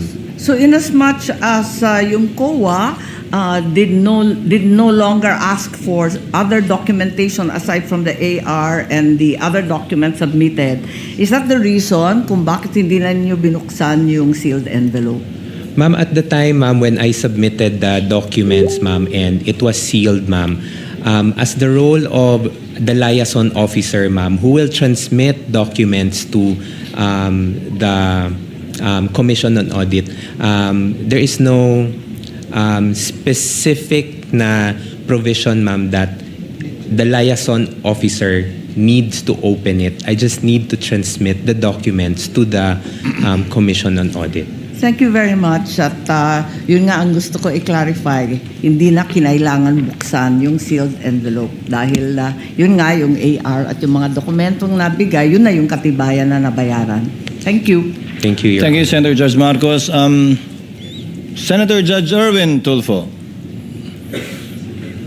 I know, Mr. Presiding Officer, we're in a hurry now, pero just a quick manifestation, Mr. Presiding Officer. Yes, you may proceed. Sir, may I once again encourage both counsels, the prosecution and the defense, to consider presenting the individual who appears to be the missing link in the testimonies we have heard so far. Ilang araw na po ito, Colonel La Chica, Colonel La Chica, La Chica, La Chica. Even Colonel La Chica, sa mga TV po kanina, kagabi, willing po siya mag-testify dito. Maging si Defense Secretary, sabi niya gano'n, pinaubayan na namin sa Senate, si Colonel Lachica. I understand, Mr. Presiding Officer, we cannot compel him to appear, but he has been repeatedly named by several witnesses, and it may be helpful to this court to hear directly from that individual so that gaping holes in the testimony may be clarified and the facts may be properly connected. I'm sure lahat po ng Senator judges would like to ask him, ano ba, saan mo ba dinala? Totoo bang inutusan ka ni BP? O sarili mo lang yan, binulsa mo? I have a lot of questions, Mr. Presiding Officer. That's why I am praying that one day we will be able to talk to Colonel Lachica para matapos na ho ito. Iniiwan ho natin parang hanging po yung question. Matatapos na po tayo dito sa hostile witness, babalik na tayo sa witnesses ng prosecutors. Hindi pa natin narinig si Colonel Lachica. Mr. Presiding Officer, yun lang po. The manifestation is noted, but as earlier ruled by the presiding officer, we cannot compel either party to call a witness. However, after the presentation of the party's evidence-in-chief, the court may exercise its discretion to call a witness based on the Supreme Court ruling cited by the chair earlier. That time will come should Colonel Lachica not be called by either party. So ordered. Just a few questions, Mr. Antonio. To wind up, kayo po ang nagsagot o sumagot sa lahat ng AUM, notice of suspension at notice of disallowance. Tama po? Yes, I'm one of the signatories po. Wala po doon sa AUM o kahit anong notice of suspension at disallowance yung issue tungkol sa mga alias sa acknowledgement receipt. Na-raise po ba yun doon? It was not raised in any of the observations from COA, sir. So hindi nyo kinailangan sagutin yun? We did not answer, sir. Did not need to answer because there was no question posed? Yes, Your Honor. There was no issue also raised by COA with respect to spending it for 11 days. Correct? That's correct, Your Honor. Wala rin kayong kailangan sagutin kaugnay nun? Yes, Your Honor. Now, the notice of disallowance for the 3 quarters of 2023, it was disallowed dahil base sa testimonya ni Gina Acosta, binigay niya yung pera kay Colonel Lachica. Tama po ba? That's one of the observations po, Your Honor. It's not an observation anymore, Mr. Antonio. It's a notice of disallowance. Yes, that's correct, Your Honor. So, sa tingin ng COA, bawal, illegal, hindi sang-ayon sa JC 2015-1 yung pagbigay ni Gina Acosta kay Lachica. Based on the notice of disallowance, Your Honor, it indicates na the transfer from one agency to another, sir. Kayo po, alam niyo po ba yun na binigay ni Gina Acosta yung huling quarter ng 2022 at 3 quarter ng 2023 kay Colonel Lachica lahat? At the time, sir, no, I did not, sir. At the time na binigay niya o at the time na nangyari na? At the time na nangyari lahat, sir. I would have no personal knowledge, sir. Hindi, pero nung ginawa mo yung AUM, unang sagot sa AUM, alam mo na binigay ni Gina kay Lachica? Yes, sir, because they were introduced as the special So, officer. October mo nang nalaman na binigay lahat ni Gina Lachica, October 2023, nung sinagot mo yung unang AUM para sa huling quarter ng 2022, doon mo palang nalaman na binigay lahat ni Gina kay Lachica yung pera? That's correct, Your Honor. Now, is Lachica an accountable officer based on the definition of the JC? Based on the JC, sir, he's not an accountable officer, sir. It's the SDO. And that is the reason why his signature does not appear in any of the documents submitted by the Vice President in relation to the AUM, NS, and Notice of Disallowance. Dahil hindi naman siya empleyado ng OVP, di ba? Yes, sir. He's not an employee, sir. Although he's designated as the security officer. Is that allowed, designating someone as a security officer who's not an employee of the office and being given that much money to disburse? Sir, based on my understanding, sir, on the JC, when I read it, sir, there's no specific guideline, sir, on who to designate as security officer. But there is a provision po, sir, that the head of agency may designate a security officer to implement different programs and activities. Now, you keep on mentioning that La Chica implemented and that Acosta disbursed. Ano pong definition nyo ng implement? Implement, sir, would be to perform the different activities on the ground, sir. Which entails what? How will he perform the different activities on the ground in relation to confidential funds? Possible, sir, to coordinate with the different informants or agents, sir. Yun po yung pwede kong mabigay na information, sir. Mr. Ortonio, sa mga salitang perform at coordinate, saan po doon yung paggastos ng confidential fund? Perform, coordinate. Yun ang definition mo na implement. Yes, sir. Asan doon? Ba't binigay kay Colonel Lachica yung pera at ba't siya gumastos kung perform at coordinate lang pala? Did Colonel Lachica spend the money? I would say so, sir, that being the implementer of the different activities, sir, he spent the money for the different confidential activities. So Colonel Lachica disbursed the money for various confidential activities? I would say, sir, na he implemented the different activities, sir. Mr. Ortonio, nasa spent na tayo. Binago ko lang ng konting disburse, bumalik ka na naman sa implement eh. Again, spent, disbursed. It means the same thing. Ang gumastos na nung pera na binigay ni Gina, si Colonel Lachica o mga tauhan niya. Sir, based on my understanding, sir, it's Miss Gina Acosta who disbursed the funds, sir. And then si Colonel Lachica po yung implement or conduct ng mga confidential activities. Hindi nagbayad si Colonel Lachica? Part of his duties as the implementer, sir, nagbayad siya doon sa mga... So is it your theory that Gina disbursed to Lachica as an end user? Yun po yung ano ko, sir. That's my understanding po, sir. Kung end user si Lachica, bakit niya binawi yung acknowledgement receipt niya nung nagbigay na siya ng mga acknowledgement receipt para sa di umano binayaran niya? Hindi ba dapat tinago niya yun? Kasi nag-disburse si Gina, tinanggap ni Lachica. Kung siya ang end user, tama lang na may acknowledgement receipt siya, ba't niya binawi? Ba't hindi tinago sa file? Sir, in terms of binawi po yung AR, sir, ni Lachica? I do not know of that, sir, because... That's what Gina said. The AR, sir, were given to me by Miss Gina, and then that's what I submitted to the Commission on Audit. The ARs of the various aliases na binanggit, yung kanina pa sinasabi, ng iba't ibang apelido, kasama yung apelido ko, yun yung sinubmit ni Colonel Lachica. Ayon kay Gina, nagbigay siya ng pera kay Colonel Lachica at bilang katibayan, nagbigay na acknowledgement receipt si Colonel Lachica. Pero nung nagbigay siya ng mga acknowledgement receipt at liquidation, binawi daw ni Colonel Lachica yung acknowledgement receipt. So wala kang kopya ng acknowledgement receipt ni Lachica? Sir, I'm sorry, sir. Ang pagkakaalam ko, sir, is that I got the box with acknowledgement receipt, sir, from the special disbursing officer. And So that's you're what not aware of any acknowledgement receipt signed by Lachica? No, sir. So if Gina disbursed to him, ba't hindi mo hinanap yung acknowledgement receipt kay Lachica?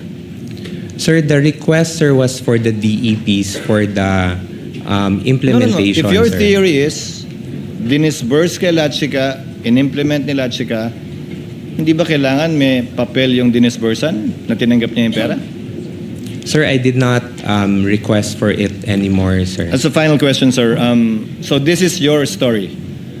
You placed in the PAP, or you know that what they placed in the PAP, Good Governance Program, Socioeconomic Delivery Program, pero gagastusin yung confidential fund para sa informants, para tiyakin na ligtas ang ikalawang Pangulo saan man siya magpunta sa bansa, kaugnay ng trabaho niya, at ginamit itong confidential fund para bumili ng impormasyon, pera binigay para ipambili ng pagkain, ng silya, ng computer, ng gamot, kapalit ay impormasyon para matiyak ang kaligtasan ng VP at napatunayang matagumpay yon dahil walang nangyaring masama sa ating Vice Presidente hanggang ngayon.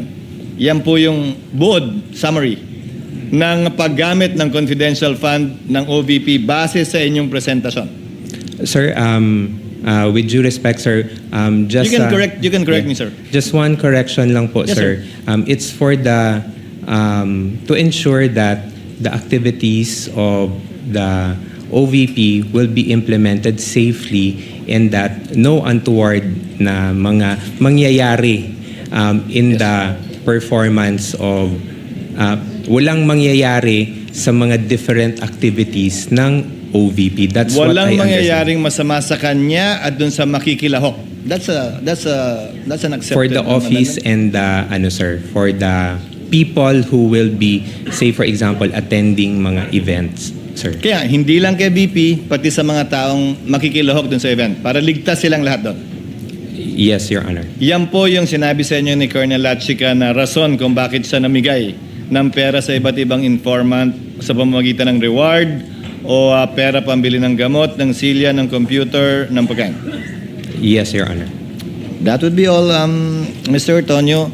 Senator Judge Zubiri, to avail of the first round. Thank you very much, Mr. President. I was not going to ask any more questions. I won't be asking a question to the witness, more to address the court. Can we make, because this is a recurring theme, halos sa lahat ng mga testigo, ang sinasabi po nila at minsan mga tanong ng prosecution or defense and prosecution ay ito bang finding ng COA, hindi pa siya final. It is yet under may motion for reconsideration. Ika nga, binanggit nga kanina ng ating testigo.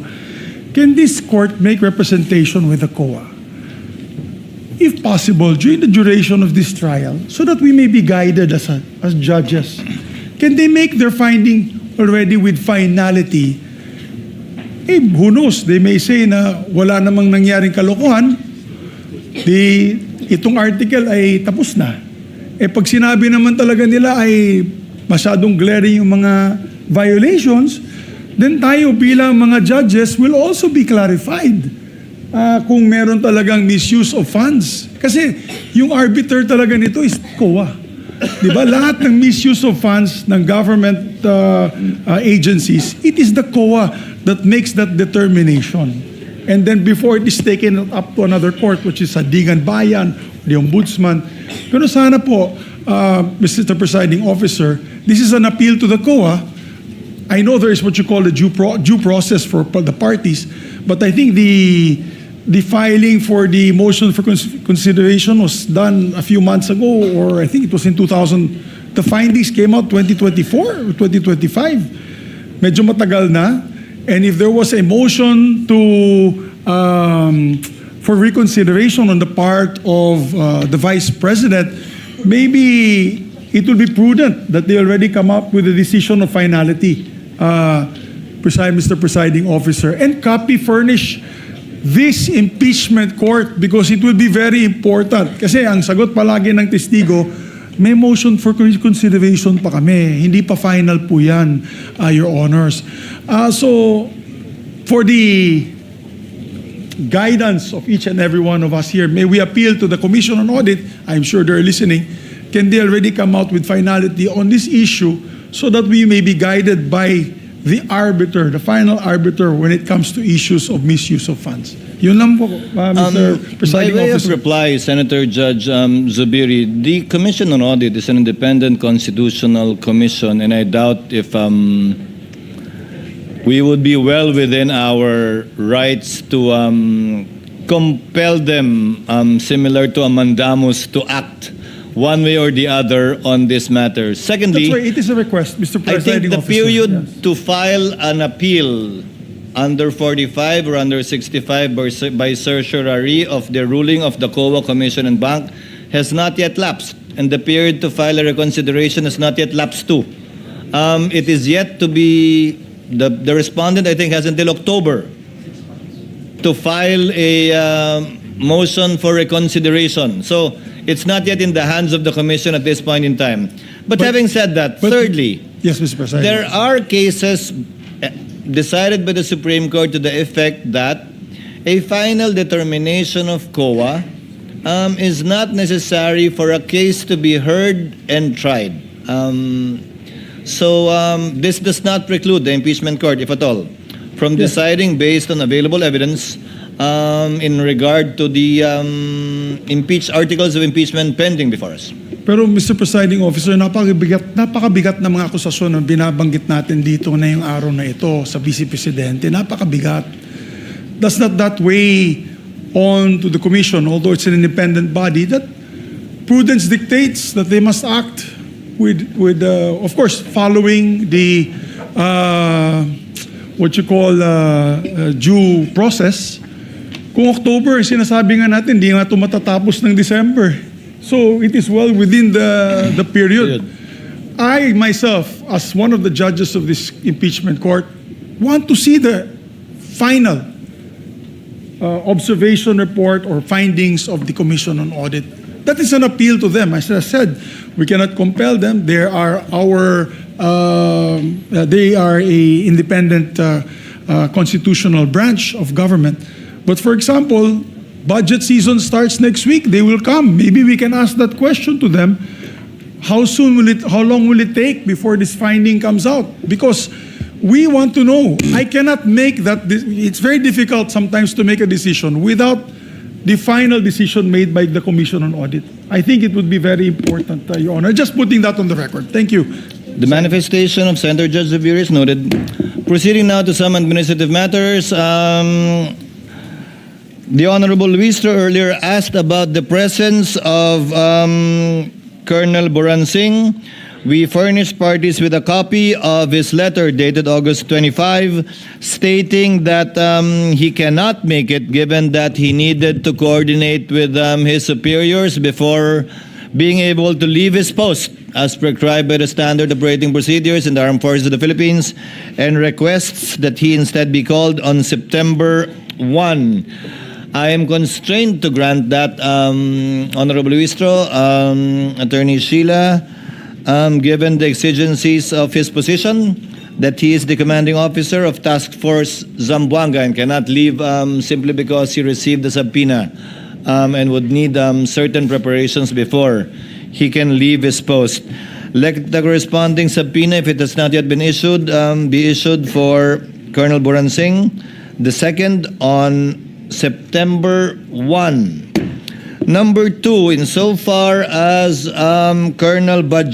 Major General Bajao retired is concerned, the address given was not received by the Armed Forces of the Philippines. He is retired.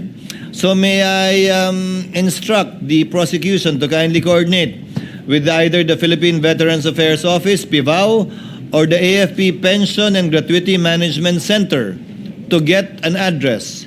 I'm sure he's receiving his pension from somewhere, and that would be a good place to look. The court cannot issue a subpoena properly to Major General Bajao without an address, counsel. Bahaw. In regard to the third, sitting third? Panopio, Your Honor. Yes, in regard to Colonel Panopio, he was subpoenaed to appear on September 1, thinking that Colonel Boransing would be here today. Therefore, there are no other witnesses to be presented by the prosecution today. So, next week we are expecting Colonel Boransing, Colonel Panopio, and hopefully we would be able to find Major General Bahaw, if you will still persist in those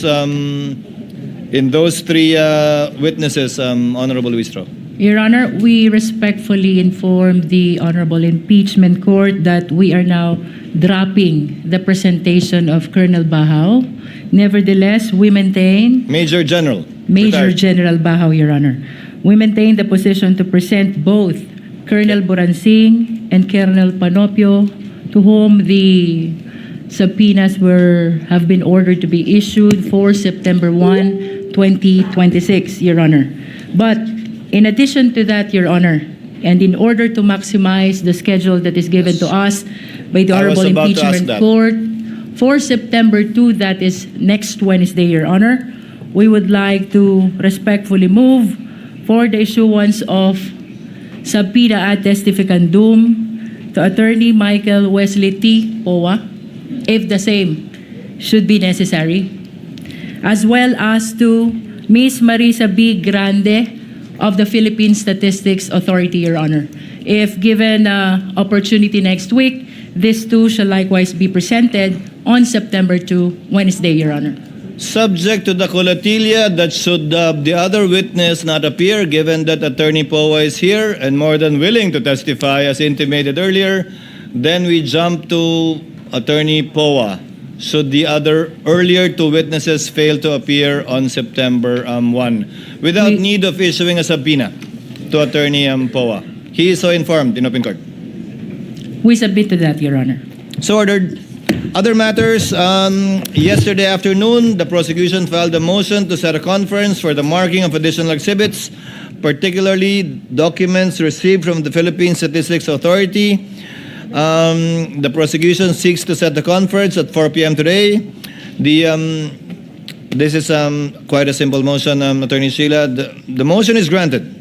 The clerk of court is directed to conduct the marking of additional exhibits at 4 o'clock this afternoon at Rector Room, and counsels are directed to send representatives to attend the conference. The presiding officer is also in receipt of a request from the respondent to be furnished with copies of the prosecution's pre-marked exhibits for Article 1, which counsel for respondent is likewise marked with the specifics. These being common exhibits, the request is hereby granted. The clerk of court is directed to furnish counsel for the respondent with copies of the requested pre-marked exhibits, with understanding that the panel of prosecutors will be accorded the same courtesy should a similar request on the respondent's marked documents be made in the future. So ordered. Your Honor, Yes, Attorney Sheila? given that opportunity given to the prosecution to mark additional documents, I would like to avail of the same opportunity. And if the situation calls for it, we will ask for an additional setting for conference to mark additional documents in preparation for our presentation, so that in the interest of time, we can take advantage of these additional settings ordered by the court. Let it so be granted without need you, of Your an Honor. order being issued by the court, subject to the availability of the parties and the clerk of court. Thank you, Your Honor. So ordered. Finally, we are in receipt of a prosecution's request for supplemental subpoena for other banks and financial institutions. I presume, Attorney Sheila, you got a copy of the subpoena? We did, Your Honor. The chair will simply adopt and apply its ruling last July 20, 2026 concerning the subpoena issued to certain banking institutions involving the same subject matter, and the same limitations will apply accordingly. The request for subpoena directed to the concerned banking institutions, I won't specify anymore because both parties have a copy, and financial institutions covering the respondent, her spouse, Attorney Manasseh Carpio, as well as 20 entities allowed by this court in which the spouses hold an interest, is hereby granted.